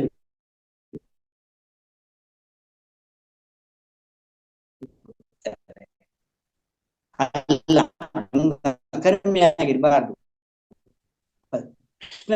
ಭಗವದ್ಗೀತೆಯಲ್ಲಿ ಕರ್ಮಣ್ಯವಾಧಿಕಾರಸ್ಯ ಕರ್ಮಣಿ ಅಂತಾನ. ಕರ್ಮ ಮಾಡ್ದಂಗೆ ಬೇಡ, ಮಾ ಫಲಕ್ಕೆ ಬಿಡು, ಕರ್ಮ ನೀ ಮಾಡು, ಫಲ ನನಗೆ ಬಿಡು. ಆ ಕರ್ಮವನ್ನ ಫಲವನ್ನ ನಿರೀಕ್ಷೆ ಮಾಡ್ತಕ್ಕಂಥ ಅಧಿಕಾರ ನಿನಗಿಲ್ಲ. ಅದೇ ರೀತಿಯಾಗಿ ಸಂಗೋಸ್ತ್ವ ಕರ್ಮಣಿ ಅಂತ, ನೀನು ಕರ್ಮವನ್ನ ಮಾಡದೆ ಕೂಡ ಇರಬಾರ್ದು. ಕರ್ಮವನ್ನು ಮಾಡುತ್ತಾ ಅವ್ರ ಜೊತೆಯಲ್ಲೇ ಇರುತ್ತಾ ನಾನು ಆತ್ಮ ಶರೀರ ಅಲ್ಲ ಭಾವನೆಯಿಂದ ಸಂಪೂರ್ಣ ಆತ್ಮಭಾವದಿಂದ ಅನುಭವಿಸ್ಕೊಂಡು ಈ ಎಲ್ಲಾ ಸುಖಗಳನ್ನ ಅನುಭವಿಸ್ಕೊಂಡು ನಾವು ಅಲ್ಲಿ ಆತ್ಮಜ್ಞಾನವನ್ನು ಪಡ್ಕೊಂಡು ಅಲ್ಲಿ ಸಾಯೋದಕ್ಕೆ ಮುಂಚೆ ಸಾಯುತ್ತೆ ಏನಾಗುತ್ತೆ ಅಂತ ತಿಳ್ಕೋಬೇಕಲ್ಲ ಕಂಪ್ಲೀಟ್. ಯಾಕಂದ್ರೆ ನಮ್ ಡಿಸೈನ್, ಯಾಕಂದ್ರೆ ಇಲ್ಲಿ ಏನು ಭಗವಂತ ಏನಕ್ಕೆ ಸೃಷ್ಟಿಗಳು ಕೊಟ್ಟ ಅಂತಂದ್ರೆ, ಸೃಷ್ಟಿ ಏನಕ್ಕೆ ಮಾಡ್ದ ಅಂದ್ರೆ, ಸೃಷ್ಟಿಕರ್ತನ ಸೃಷ್ಟಿಯಲ್ಲಿ ಕಲಿತು ಆ ಸೃಷ್ಟಿಕರ್ತನ ತಿಳಿಯುವುದಕ್ಕೆ ಇವ್ ಕೊಟ್ಟಿದ್ದಾನೆ. ಏನೋ ಹಣ ಆಗ್ಲಿ, ಐಶ್ವರ್ಯ ಆಗ್ಲಿ, ಒಡವೆ ಆಗ್ಲಿ, ಸಂಪತ್ತಾಗ್ಲಿ, ಪದವಿ ಆಗ್ಲಿ, ಹೆಂಡತಿ ಆಗ್ಲಿ, ಗಂಡ ಆಗ್ಲಿ, ಮಕ್ಕಳಾಗ್ಲಿ, ಇವ್ರ ಜೊತೆ ಎಲ್ಲವನ್ನು ಕಲಿಯುವುದಕ್ಕೆ, ಪಾಠ ಕಲಿಯುವುದಕ್ಕೆ ಅದನ್ನ ಸೃಷ್ಟಿ ಮಾಡಿರೋದು. ಹಣ ಕೂಡ ಅಷ್ಟೇ, ಹಣವನ್ನು ಏನು ಕೊಟ್ಟಿದ್ದಾನೆ, ಆ ಹಣದಿಂದ ನಾವು ಮತ್ತೆ ಹಣವನ್ನ ಉಪಯೋಗಿಸಿಕೊಂಡು ಧರ್ಮ ಕಾರ್ಯಗಳನ್ನ, ದಾನ ಧರ್ಮಗಳನ್ನ ಮಾಡಿ ಅದರಲ್ಲಿ ನಾವು ಆತ್ಮಜ್ಞಾನವನ್ನು ಪಡ್ಕೊಳ್ಳೋದಕ್ಕೋಸ್ಕರ ಸೃಷ್ಟಿಕರ್ತನು ಸೃಷ್ಟಿ ಮಾಡಿರ್ತಕ್ಕಂಥ ಈ ಸೃಷ್ಟಿ ಎಲ್ಲವನ್ನು ಉಪಯೋಗಿಸ್ಕೊಂಡು ಆ ಸೃಷ್ಟಿಕರ್ತನನ್ನ ತಿಳಿಬೇಕು ನಾವು. ಅದಕ್ಕೆ ಸೃಷ್ಟಿಕರ್ತ ಸೃಷ್ಟಿ ಮಾಡಿರೋದು. ಉಪಯೋಗಿಸ್ಕೋಬೇಕು ಇದನ್ನ ಉಪಯೋಗಿಸ್ಕೊಂಡು ನಾವಲ್ಲಿ ಅಲ್ಲಿ ನಾವು ಅವನ ಭಗವಂತನನ್ನ ತಿಳಿಬೇಕು. ಅದಕ್ಕೆ ನೋಡಿ PMC ಚಾನಲ್ಲು, PMC ಚಾನಲ್ಲು ಅಂತ ಹೋಗಿ ಸಹಾಯ ಮಾಡ್ಬೋದು. ಯಾವ್ದೇ ಸಹಾಯ ಮಾಡ್ಬೇಕು ಅನ್ನೋದನ್ನ ಪತ್ರಿಜಿಯವರು ಹೇಳಿದ್ದಾರೆ ಇಲ್ಲಿ ಅಲ್ವಾ. ಪಿರಮಿಡ್ ಕಟ್ಟೋದಿಕ್ಕೆ, ಸಸ್ಯಾಹಾರಿ ರ್ಯಾಲಿ ಮಾಡೋದಿಕ್ಕೆ ಮಾಡ್ಬೋದು. ಸಸ್ಯಾಹಾರ ರ್ಯಾಲಿಗಳಲ್ಲಿ ಭಾಗವಹಿಸೋದಿಕ್ಕೆ, ಅವು ಸಸ್ಯಾಹಾರ ರ್ಯಾಲಿಗಳು ಭಾಗವಹಿಸೋದು ಕೂಡ ಅಲ್ಲಿ ಕೂಡ ಹೆಚ್ಚು ಧ್ಯಾನವನ್ನೇ ಮಾಡಿಸ್ಬೇಕು. ಪಿರಮಿಡ್ ಕಟ್ಟಿದ್ರೆ ಅಲ್ಲಿ ಕುತ್ಕೊಂಡು, ಪಿರಮಿಡ್ ಕಟ್ಟೋದು ದೊಡ್ಡದಲ್ಲ, ಪಿರಮಿಡ್ ಕುತ್ಕೊಂಡು ಧ್ಯಾನವನ್ನೇ ಮಾಡ್ಬೇಕು ಅಲ್ವಾ. ಮತ್ತೆ ಅವ್ರು ಏನ್ ಹೇಳ್ತಾರೆ, ಪತ್ರಿಜಿ ಇಲ್ಲಿ ಯಾವುದೇ ಜೀವ ಹಿಂಸೆಯನ್ನ ಮಾಡಬಾರದು ಅವ್ನು ಹೇಳ್ತಾರೆ, ಕೆಲವು ಪತ್ರಿಕೆ ಹೇಳಿದಾರೆ ಇಲ್ಲಿ, ಏನ್ ಹೇಳಿದ್ದಾರೆ, ಯಾರೇ ಜೀವಹಿಂಸೆ ಮಾಡ್ತಾ ಇದ್ರೆ ಮತ್ತೆ ಜೀವಹಿಂಸೆ ಮಾಡ್ತಾ ಇದ್ರೆ ನಮ್ಗೆ ಶಕ್ತಿ ಬರೋದು ಹೆಂಗೆ ಅಂತ ಕೇಳ್ತಾರೆ ಕೆಲವರು. ಶಕ್ತಿ ಬರ್ತಾ ಇದ್ರೆ ನಾವು ಸೈನಿಕರಾಗೋದು ಹೆಂಗೆ, ಮತ್ತೆ ಸೈನಿಕರಾಗತಾ ಇದ್ರೆ ಯುದ್ಧದಲ್ಲಿ ಭಾಗವಹಿಸೋದು ಹೆಂಗೆ, ನಾವು ಯುದ್ಧನ ಹೆಂಗ್ ಗೆಲ್ಬೇಕು ನಾವು ಅಂತ ಹೇಳ್ತಾರೆ ಪತ್ರಿಕೆಯಲ್ಲಿ ಕೇಳಿದಾರೆ ಅವರು. ಎಲ್ಲರೂ ಆತ್ಮಜ್ಞಾನಿಗಳಾದ್ರೆ ಯುದ್ಧ ಮಾಡುವ ಅವಶ್ಯಕತೆಯೂ ಇಲ್ಲ. ಬಾರ್ಡ್ರು ಅಲ್ಲಿ ಅಲ್ಲಿ ಆ ಒಂದು ಕಾಯೋದಕ್ಕೆ ಸೈನಿಕರು ಬೇಕಾಗಲ್ಲ, ಆಸ್ಪತ್ರೆಗಳು ಬೇಕಾಗಲ್ಲ. ಆತ್ಮಜ್ಞಾನ ಇದ್ರೆ ಯುದ್ಧನೇ ಇರಲ್ಲ, ಎಲ್ಲರೂ ಸ್ನೇಹಿತರು ಅಂತ ಇರ್ತೀವಿ, ಸ್ನೇಹ ಭಾವದಿಂದ ಇರ್ತೀವಿ, ಮಿತ್ರತ್ವದಿಂದ ಇರ್ತೀವಿ. ಇಲ್ವಲ್ಲ, ಇವು ಧ್ಯಾನ ಮಾಡಿದೀವಿ ಅಂದ್ರೆ ದ್ವೇಷ ಭಾವನೆನೇ ಇಲ್ವಲ್ಲ, ದ್ವೇಷ ಅನ್ನೋದೇ ಇಲ್ವಲ್ಲ. ಹಾಗ ಮತ್ತಿನ್ನೇನು, ಮಾಂಸ ತಿನ್ನೋದು ಏನೇನಕ್ಕಿನ್ನ ಶಕ್ತಿ ಸಂಪಾದನೆ ಮಾಡ್ಕೊಂಡು ಏನಕ್ಕೆ, ಅದ್ರ ಅವಶ್ಯಕತೆ ಇಲ್ಲ ಅಂತ ಹೇಳ್ತಾರೆ ಪತ್ರಿಜಿಯವರು ಅಲ್ವಾ. ದೇಹ ದೇಹ ದೇಹ ದೇಶದ ಇಷ್ಟು ಆ ದೇಶವನ್ನ ರಕ್ಷಣೆ ಮಾಡೋದಿಕ್ಕೆ ಅಷ್ಟು ಕೋಟಿ ಕೋಟಿ ಹಣ ಖರ್ಚು ಮಾಡ್ತಾ ಇದಾರಲ್ವಾ. ಆ ಕೋಟಿ ಕೋಟಿ ಹಣ ಖರ್ಚು ಮಾಡೋದಿಕ್ಕೆ ಬದಲಾಗಿ ನಾವು ಇಲ್ಲಿ ಅದೇನಕ್ಕಾದ್ರೂ ಬೇರೆ ಲೋಕ ಕಲ್ಯಾಣವಾದ ಕೆಲಸಗಳನ್ನ ಉಪಯೋಗಿಸ್ಬೋದು ಅಂತ ಹೇಳ್ತಾರೆ. ಸತ್ಯ ಇದು. ಎಲ್ಲರೂ ಧ್ಯಾನಿಗಳಾಗಿದ್ದಾರೆ ಅಂತ ಅಂದ್ರೆ ದ್ವೇಷ ಭಾವನೆ ಇಲ್ಲ, ಮಿತ್ರತ್ವ ಭಾವನೆ ಬಂದಿದೆ ಅಂತಂದ್ರೆ ಏನು ಬೇಕಾಗಲ್ಲ. ಮತ್ತೆ ರೋಗಗಳು ಕೂಡ ಹೋಗುತ್ತೆ ಧ್ಯಾನ ಮಾಡಿದ್ರೆ, ಸಕಲ ರೋಗ ನಿವಾರಣೆ ಅಂತ ಕೂಡ ಹೇಳ್ತಾರೆ. ನಾವೆಲ್ಲರೂ ಒಂದೇ ಭಾವನೆಯಿಂದ ಇದ್ದಾಗ ದ್ವೇಷ ಎಲ್ಲಿರುತ್ತೆ ಅಂತ ಹೇಳ್ತಾರೆ ಗೊತ್ತಿಲ್ಲ. ನಾವೆಲ್ಲರೂ ಒಂದೇ ಭಾವನೆ ಅಂತ ದ್ವೇಷ ಇದ್ದಾಗ ಇನ್ನ ದೇಶ ಎಲ್ಲಿ, ಇನ್ನ ಯುದ್ಧ ಎಲ್ಲಿ, ರಕ್ಷಣೆ ಮಾಡೋದೆಲ್ಲಿ, ಅದಕ್ಕೆ ಮಾಂಸತ್ತಿನ ಅವಶ್ಯಕತೆ ಏನಿದೆ ಅಲ್ವಾ. ಮತ್ತೆ ನೋಡ್ರಿ ಇಲ್ಲಿ ಯೋಗಿಗಳು ಯಾರು, ಕಬೀರ್ ಕೂಡ ಹೇಳಿದ್ದಾರೆ. ಏನ್ ಹೇಳಿದ್ದಾರೆ ಕಬೀರು, ಯಾವ ಸಾವಿಗೆ ಈ ಪ್ರಪಂಚ ಭಯ ಪಡುತ್ತದೆಯೋ ಅದನ್ನ ನನಗೆ ಆನಂದ ಇದೆ ಅಂತ ಹೇಳ್ತಾರೆ. ಈ ಪ್ರಪಂಚದಲ್ಲಿರೋರೆಲ್ಲರೂ ಇಲ್ಲಿ ನೋಡಿದ್ವಿ, ಯಾವ ಸಾವಿಗೆ ಈ ಪ್ರಪಂಚವು ಭಯ ಪಡುತ್ತದೆಯೋ ಅದನ್ನು ಪಡೆಯುವುದರಲ್ಲಿ ನನಗೆ ಆನಂದ ಇದೆ ಅಂತ ಹೇಳ್ತಾರೆ ಪರಮ ಯೋಗಿಗಳಾದಂತಹ ಕಬೀರರು. ಯಾರು ಸಾಯುವುದಕ್ಕೆ ಎದುರ್ಕೊಂತ ಇದ್ದಾರೋ ಆದರ ನನಗೆ ಆನಂದ ಇದೆ ಸಾಯೋದ್ರಲ್ಲಿ. ಯಾಕೆ, ಸತ್ರ ಇನ್ನು ಮುನ್ನೆ ಪುರೋಗತಿ. ಒಂದು ಮನುಷ್ಯ ಜನ್ಮ ತಗೊಂಡಿದ್ದಾನೆ ಅಂದ್ರೆ ಪುರೋಗತಿನೇ, ಹಿಂದಕ್ಕೆ ಬರೋ ಪ್ರಶ್ನೆ ಇಲ್ಲ. ಇವಾಗ ತಮೋಗುಣದಿಂದ ಸ್ವಲ್ಪ ದಿನ ಕಾಲ ಕಳೀತಾರೆ. ತಮೋಗುಣದಲ್ಲಿ ಒಂದು 100-150-200 ಜನ್ಮ ಕಳೀತಾರೆ. 150-200 ಜನ್ಮ ತಮೋಗುಣದಲ್ಲಿ ಕಳೆದ್ರೆ ಮತ್ತೆ ಮುಂದಕ್ಕೆ ಬರ್ಬೇಕು. ರಜೋಗುಣದಿಂದ ಸಾತ್ವಿಕ ಗುಣದಿಂದ ಶುದ್ಧ ಸಾತ್ವಿಕ ಗುಣ, ಶುದ್ಧ ಸಾತ್ವಿಕದಿಂದ ನಿರ್ಗುಣ ಅಲ್ವಾ. ಈ ನಮ್ಮ ಈ ಯಾರ್ಯಾರು ಇವಾಗ ನಮ್ಮ ಈ PSSM ಬಂದಿದ್ದೀರಾ, ಪತ್ರಿಕೆ ಹೇಳ್ತಾರೆ PSSM ಯಾರ್ಯಾರು ಬಂದಿದ್ದೀರಾ ಅವರೆಲ್ಲರೂ ಕೂಡ ತಮೋಗುಣ ರಜೋಗುಣವನ್ನ ದಾಟಿ ಬಂದಿರೋರೆ ಅಂತ ಹೇಳ್ತಾರೆ. ಇವಾಗ ಯಾರ್ಯಾರು ಇಲ್ಲಿ 39 ಜನ ಎಷ್ಟೋ ಕೇಳ್ತಾ ಇದಾರಲ್ಲ, ಇವರೆಲ್ಲರೂ ಕೂಡ ತಮೋಗುಣ ರಜೋ ಅಷ್ಟು ಸುಲಭ ಅಲ್ಲ ಕಣ್ರಿ.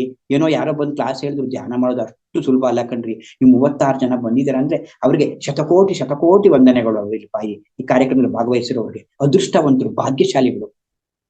ಇಲ್ಲಿ ಭಾಗವಹಿಸಿ ಕ್ಲಾಸ್ ಕೇಳ್ತಾ ಇದ್ದಾರೆ, ಧ್ಯಾನ ಮಾಡ್ತಾ ಇದ್ದಾರೆ ಅಂದ್ರೆ ಅಲ್ವಾ.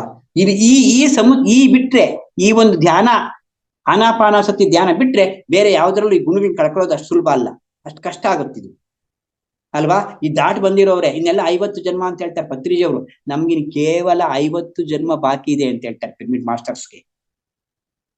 ತಮೋಗುಣ ರಜೋಗುಣ ಶುದ್ಧ ಸಾತ್ವಿಕದಿಂದ ನಿರ್ಗುಣಕ್ಕೆ ಹೋಗ್ಬೇಕು. 50 ಜನ್ಮ ಇದೆ. ಈ 50 ಜನ್ಮಗಳಲ್ಲಿ ಸಾಧನೆ ಮಾಡ್ತಕ್ಕಂಥದ್ದನ್ನ ಇದೇ ಜನ್ಮದಲ್ಲಿ ಸಾಧನೆ ಮಾಡ್ಬೋದು ಅಂತ ಹೇಳಿದ್ದಾರೆ. ಎಂತ ಅವಕಾಶ ರೀ ನಮ್ಗೆ. 50 ಜನ್ಮಗಳಲ್ಲಿ ಸಾಧನೆ ಮಾಡ್ತಕ್ಕಂಥದ್ದನ್ನ ಇನ್ನು ಈ ಜನ್ಮದಲ್ಲೇ ಸಾಧನೆ ಮಾಡಿ ಹೋಗ್ಬೇಕು ಅಂದ್ರೆ ಎಷ್ಟು ಭಾಗ್ಯ ನಮ್ಗೆ, ಎಂತ ಅವಕಾಶ ಇದೆ. ಅದಕ್ಕೆ ಸಾಧನೆ ಬಹಳ ಮುಖ್ಯ. ಹೆಚ್ಚು ಸಾಧನೆ ಮಾಡಿದ್ರೆ ಆ 50 ಜನ್ಮವನ್ನು ಕೂಡ 50 ಜನ್ಮಗಳಲ್ಲಿ ಇನ್ನು ಏನೇನ್ ನಾವು ಪಡ್ಕೊಂಡು ಫಿಲ್ಟರ್ ಆಗ್ಬೇಕು, ಇದೇ ಜನ್ಮದಲ್ಲಿ ಫಿಲ್ಟರ್ ಆಗ್ಬೋದು ಅಂತ ಹೇಳ್ತಾರೆ ಪತ್ರಿಜಿ ಅಲ್ವಾ. ಆ PSSM ಮೊಮೆಂಟ್ ಅಲ್ಲಿ ಇದು ಧ್ಯಾನಕ್ಕೆ ಒತ್ತು ಕೊಡ್ಬೇಕು, ಧ್ಯಾನವನ್ನ ಸರಿಯಾದ ಧ್ಯಾನವನ್ನ ಮಾಡಬೇಕು. ಅದಕ್ಕೆ ಕಬೀರ್ ಏನ್ ಹೇಳ್ತಾರೆ, ಎಲ್ಲರೂ ಸಾವಿಗೆ ಎದುರ್ತಾರೆ, ಆದ್ರೆ ನನಗೆ ಈ ಸಾವು ಆನಂದ ಕೊಡುತ್ತೆ ಅಂತ ಹೇಳ್ತಾರೆ ಅಲ್ವಾ. ಮತ್ತೆ ಇಲ್ಲಿ ಏನ್ ಹೇಳ್ತಾರೆ ಗುರು ನಾನಕ್ ಕೂಡ ಇಲ್ಲಿ ಏನ್ ಹೇಳ್ತಾ ಇದ್ದಾರೆ ಅಂದ್ರೆ, ಜೀವನ್ ಮರಣಗಳ ಪ್ರಾಪ್ತಿಯ ಯೋಗವು ನಮಗೆ ಸಿಗಲು ನಾವೆಲ್ಲ ಶ್ರಮ ವಹಿಸ್ಬೇಕು ಅಂತ ಹೇಳ್ತಾರೆ. ಜೀವನ್ ಮರಣ ಅಂದ್ರೆ ಬದುಕಿದ್ದಾಗಲೇ ಸಾಯುವುದು, ಶವದಂತೆ ಬದುಕು ಅಂತ ಹೇಳ್ತಾರೆ. ಜೀವನ್ ಮರಣ ಅಂದ್ರೆ ಜೀವನ ಇರುವಾಗ್ಲೇನೆ, ಈ ಪ್ರಾಣ ಇರುವಾಗ್ಲೇನೆ ಸತ್ತೋಗೋದು ಅಂದ್ರೆ ಸತ್ತೋಗಿದ್ದೀನಿ ಅನ್ನೋ ಭಾವನೆಯಿಂದ ಬದುಕು ಅಲ್ವಾ. ಅದಕ್ಕೆ ಏನ್ ಮಾಡ್ಬೇಕು ನಾವು, ಧ್ಯಾನ ಮಾಡ್ಬೇಕು, ಅತೇಂದ್ರಿಯ ಶಕ್ತಿಗಳನ್ನು ಸಂಪಾದನೆ ಮಾಡ್ಕೋಬೇಕು. ಅತೇಂದ್ರಿಯ ಶಕ್ತಿ ಕಾವ್ಯ ಪ್ರಾಪ್ತಿ ಈಶತ್ವ ವಶಿತ್ವ ಅಷ್ಟಸಿದ್ಧಿಗಳು ಅತೇಂದ್ರಿಯ ಶಕ್ತಿಗಳನ್ನ, ಈ ಅತೇಂದ್ರಿಯ ಶಕ್ತಿಗಳನ್ನ ಸಂಪಾದನೆ ಮಾಡ್ಕೊಂಡವರು ಥರ್ಡ್ ಐ ಮಾಸ್ಟರ್.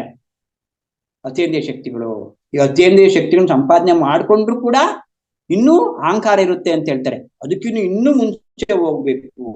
ಅತೀಂದ್ರಿಯ ಶಕ್ತಿಗಳನ್ನು ಸಂಪಾದನೆ ಮಾಡ್ಕೊಂಡು ನಾನು ಅನ್ನೋ ಭಾವನೆ ಹೋಗ್ಬೇಕು ಅಂತ ಹೇಳ್ತಾರೆ ಪತ್ರಿಜಿಯವರು.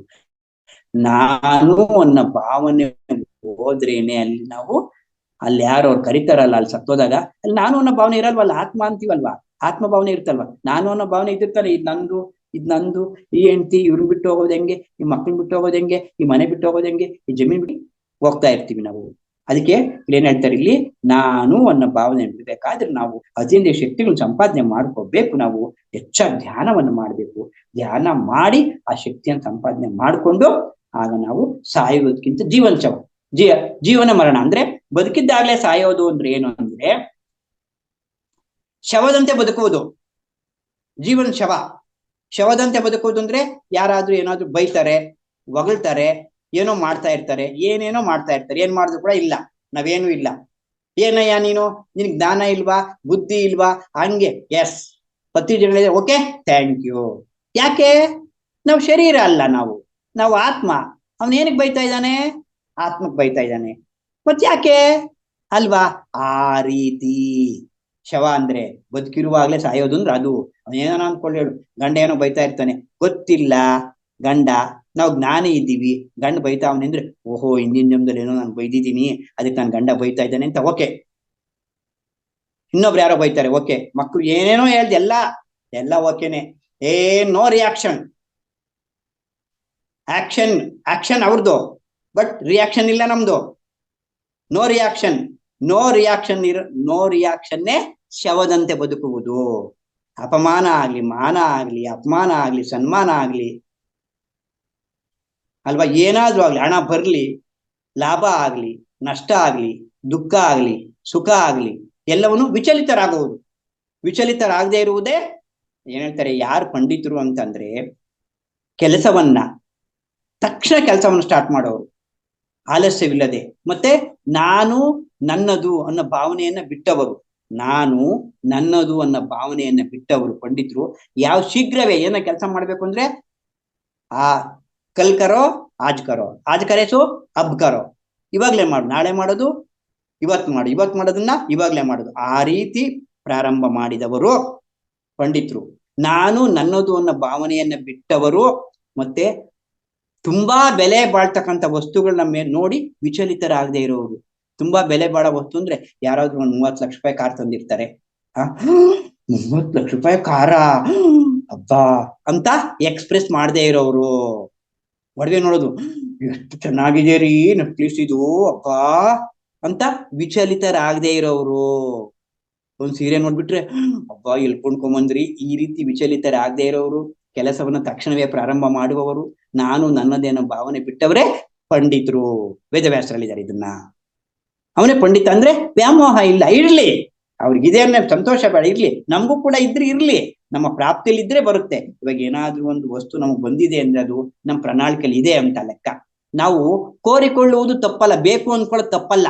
ಏನೇ ಒಂದು ವಸ್ತು ಎಲ್ಲರಿಗೂ ಸಹಜವಾದ ಆಸೆನೆ, ಒಂದು ಮನೆ ಕಟ್ಟಬೇಕು, ನನ್ ಮಗ ಒಂದ್ ಒಳ್ಳೆ ಇಂಜಿನಿಯರ್ ಆಗ್ಬೇಕು, ನಾನೊಂದ್ 50 ರೂಪಾಯಿ ಕಾರ್ ತಗೋಬೇಕು, ಇನ್ನು ಒಡವೆ ಮಾಡಿಸ್ಕೊಂಡು ಆಸೆ ಸಹಜನೇ. ಆದ್ರೆ ಪ್ರಯತ್ನ ಪಡುವುದರಲ್ಲೂ ಏನ್ ತಪ್ಪಿಲ್ಲ. ಬರ್ಲಿಲ್ಲ ಅಂದ್ರೆ ಫೀಲ್ ಆಗ್ಬಾರ್ದು. ಯಾಕೆ ಬರ್ಲಿಲ್ಲ? ನನ್ ಪ್ರಣಾಳಿಕೆಯಲ್ಲಿ ಇಲ್ಲ, ಅದು ನನಗೆ ಬರುವ ಪ್ರಾಪ್ತಿ ಇಲ್ಲ. ಪ್ರಾಪ್ತಿಲಿ ಇದೆ ಅಂದ್ರೆ ನೀವೇನು ಆಸೆ ಇಟ್ಕೊಳ್ತಿದ್ರು ಬರುತ್ತೆ. ಪ್ರಾಪ್ತಿಲಿ ಇಲ್ಲ ಅಂದ್ರೆ ನೀವ್ ಎಷ್ಟು ಪ್ರಯತ್ನ ಪಟ್ರು ಬರಲ್ಲ ಅದು, ಅಲ್ವಾ? ಹೇಳ್ತೀವಿ ನಾವು, ಅದೇನೋರಿ ಅಷ್ಟು ದಿನದಿಂದ ಮಾಡ್ತಾ ಇದ್ದೀನಿ, ಆ ಕೆಲ್ಸ ಮನೆ ಕಟ್ಬೇಕು ಅಂತ 20 ವರ್ಷದಿಂದ ಮಾಡ್ತಾ ಇದ್ದೀನಪ್ಪ, ಯಾಕೋ ದುಡ್ಡು ಇದೆ, ಎಲ್ಲ ಇದೆ, ಯಾಕೋ ಮನೆ ಕಟ್ಟಕ್ಕೆ ಆಗ್ತಾ ಇಲ್ಲ ಅಂತ ಹೇಳಿರೋರು ಮಸ್ತಾಗಿದ್ದಾರೆ, ಅಲ್ವಾ? ನನ್ನ ಮಗಳ ಮದುವೆ ದುಡ್ಡು ಇರುತ್ತೆ, ಎಲ್ಲ ಇರುತ್ತೆ, ಆದ್ರೂ ಮಗಳ ಮದುವೆ ಲೇಟ್ ಆಗ್ತಾ ಇದೆ. ಯಾಕೆ ಲೇಟ್ ಆಗ್ತಾ ಇದೆ? ಅವ್ರು ಯಾವಾಗ ಆಗ್ಬೇಕು ಅಂತ ಪ್ರಾಪ್ತಿ ಇರುತ್ತೋ, ಯಾವಾಗ ಗಂಡ ಸಿಗ್ಬೇಕು ಅಂತ ಪ್ರಾಪ್ತಿ ಇರುತ್ತೋ, ನಾವ್ ಯಾವಾಗ ಮನೆ ಕಟ್ಬೇಕು ಅಂತ ಪ್ರಾಪ್ತಿ ಇದ್ರೆ ಮಾತ್ರನೇ ಬರೋದು. ಪ್ರಾಪ್ತಿಲಿ ಇಲ್ಲ ಅಂದ್ಕೋಬೇಕು, ನಮ್ಮ ಪ್ರಣಾಳಿಕೆಯಲ್ಲಿ ಇಲ್ಲ ಅದು. ಆ ರೀತಿ ಇದ್ದಾಗ ನಮ್ಗೆ ಫೀಲಿಂಗ್ ಆಗಲ್ಲ, ನಮ್ಗೆ ದುಃಖ ಆಗಲ್ಲ. ನಮ್ಗೆ ಸರಿ, ನಮ್ಗೇನೋ ಪ್ರಣಾಳಿಕೆಯಲ್ಲಿ ಇಲ್ಲ, ನಮ್ಗ್ ಬರ್ಲಿಲ್ಲ ಅಂತ ತಿಳ್ಕೊಂತೀವಿ. ಅಂದ್ರೆ ಅಲ್ಲಿಗೆ ನಾವು ಇದನ್ನೆಲ್ಲ ತಿಳ್ಕೊಂಡಿದ್ದೀವಿ ಅಂತ ಅಂದ್ರೆ ನಾವು ಸಾಯುವುದಕ್ಕಿಂತ ಮುಂಚೆ ಸಾಯುವುದಕ್ಕೆ ರೆಡಿಯಾಗಿದ್ದೀವಿ. ಸಾಯುವುದಕ್ಕಿಂತ ಮುಂಚೆ ಸಾಯುವುದನ್ನ ಕಲ್ತ್ಕೊಂಡಿದ್ದೀವಿ ಅಂತ ಲೆಕ್ಕ. ಇಲ್ಲಿ ಕಲ್ತ್ಕೊಂಡಿದ್ದೀವಿ ಅಂತ ಲೆಕ್ಕ ಆದ್ಮೇಲೆ ನಾವು ಅಧರ್ಮದಿಂದ ವರ್ತಿಸೋದಿಲ್ಲ, ಪಾಪಗಳನ್ನ ಮಾಡೋದಿಲ್ಲ.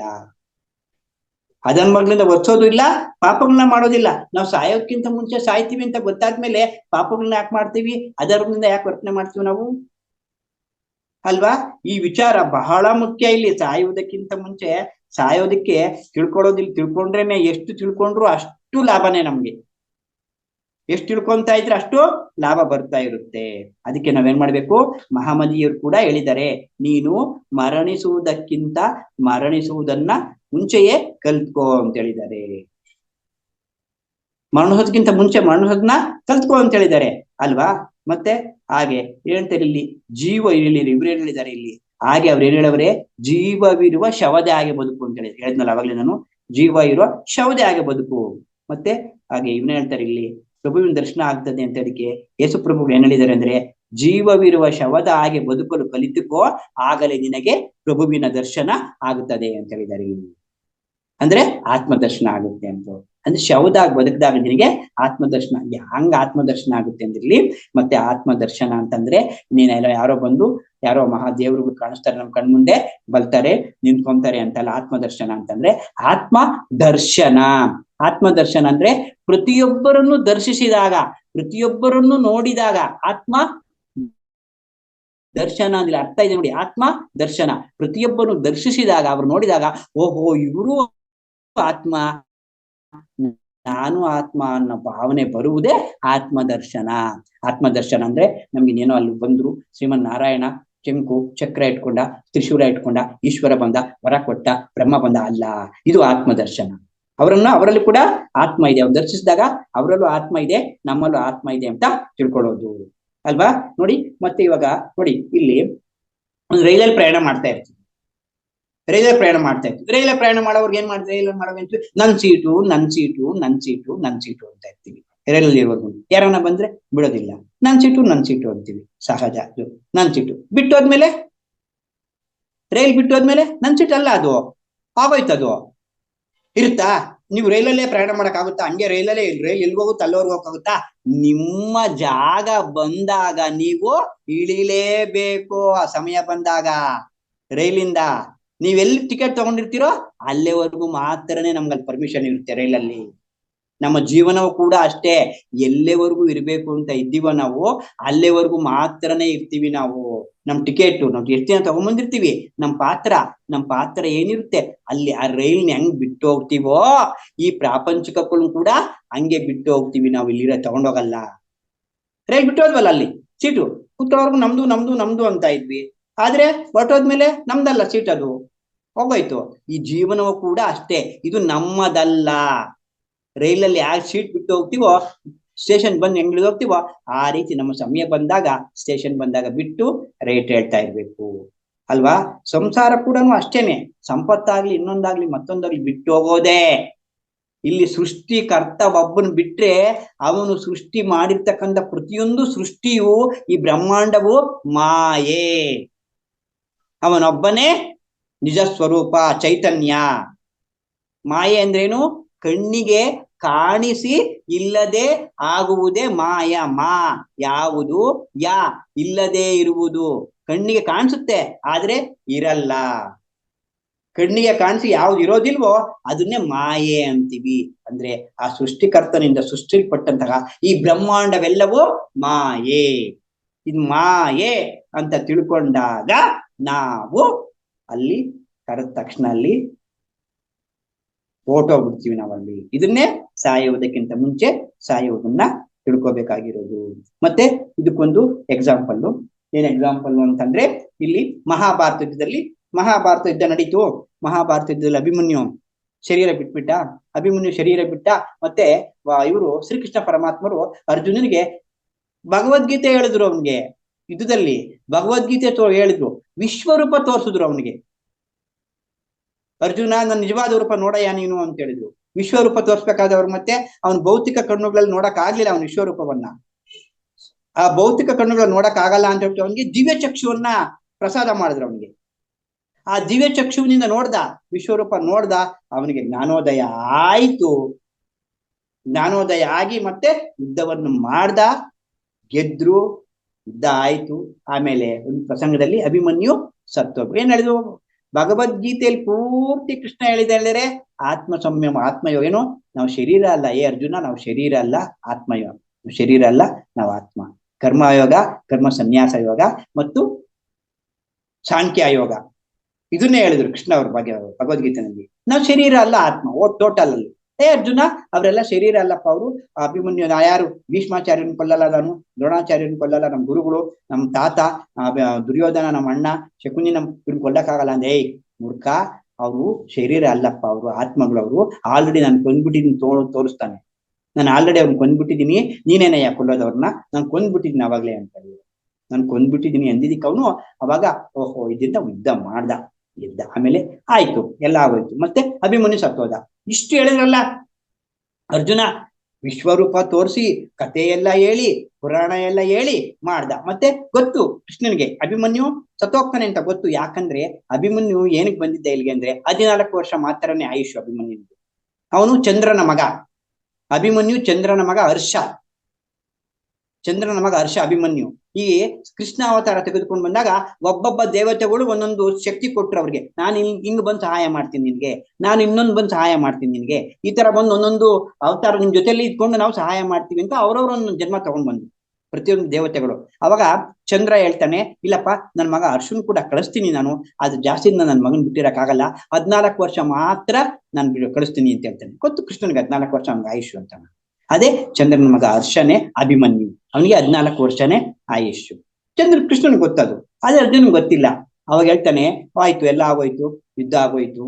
ಅರ್ಜುನ್ ಅಭಿಮನ್ಯುಗೆ ಇದರಲ್ಲಿ ಚಕ್ರವ್ಯೂಹದಲ್ಲಿ ಹೋಗೋದು ಮಾತ್ರ ಗೊತ್ತು. ಶ್ರೀಕೃಷ್ಣ ಯಾಕೆ ಹೇಳಿ ನೋಡಿ, ಎಷ್ಟು ಟೆಕ್ನಿಕ್ ಇದೆ ಅಂದ್ರೆ, ಸುಭದ್ರೆ ಗರ್ಭವತಿ ಆಗಿರ್ತಾಳೆ. ಸುಭದ್ರೆ ಗರ್ಭವತಿ ಆಗಿದ್ದಾಗ ಶ್ರೀಕೃಷ್ಣ ಆಕೆನ ಕರ್ಕೊಂಡು ಹೋಗ್ತಾ ಇರ್ತಾನೆ ತವ್ರ ಮನೆಗೆ, ಅಲ್ಲಿಗೆ ಇದಕ್ಕೆ ದ್ವಾರಕ್ಕೆ ಕರ್ಕೊಂಡು ಹೋಗ್ಬೇಕಾದ್ರೆ ಚಕ್ರವ್ಯೂಹದ ಬಗ್ಗೆ ಹೇಳ್ತಾ ಇರ್ತಾನೆ.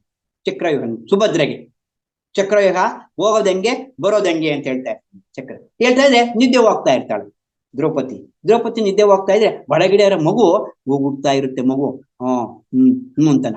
ಅಲ್ಲಿಗೆ ಕೃಷ್ಣ ಓಹೋ ಒಳಗಡೆ ಮಗು ಇದ್ ಮಾಡ್ತೇನೆ ಅಂತೇಳಿ ಹೋಗೋದ್ ಮಾತ್ರ ಹೇಳ್ತಾರೆ. ಸಾಯ್ಬೇಕಲ್ಲ, ಅಲ್ಲಿ ಪಾತ್ರ ಇಲ್ವಲ್ಲ ಒಂದು. ಅಭಿಮನ್ಯು ಪಾತ್ರ ಗೊತ್ತು ಕೃಷ್ಣನಿಗೆ, 14 ವರ್ಷಕ್ಕೆ ಹೋಗ್ಬೇಕಲ್ವಾ, ಅದಕ್ಕೆ ಹೋಗೋದ್ ಮಾತ್ರ ಗೊತ್ತು. ಅಭಿಮನ್ಯು ಸ್ಟಾಪ್ ಮಾಡ್ಬಿಡ್ತಾನೆ ಕೃಷ್ಣ. ಅವ್ನಿಗೆ ಹೇಳಲ್ಲ, ಬರೋದ್ನ ಹೇಳಲ್ಲ, ಬರೋ ವಿದ್ಯೆ ಹೇಳಲ್ಲ. ಬರೋ ವಿದ್ಯೆ ಹೇಳಿದ್ರೆ ಗೆದ್ಬಿಡೋನು ಅಭಿಮನ್ಯು. ಸಾವಿಲ್ಲ ಅಭಿಮನ್ಯುನ್ಗೆ, ಸಾಯ್ಬೇಕಲ್ಲ ಅಭಿಮನ್ಯು.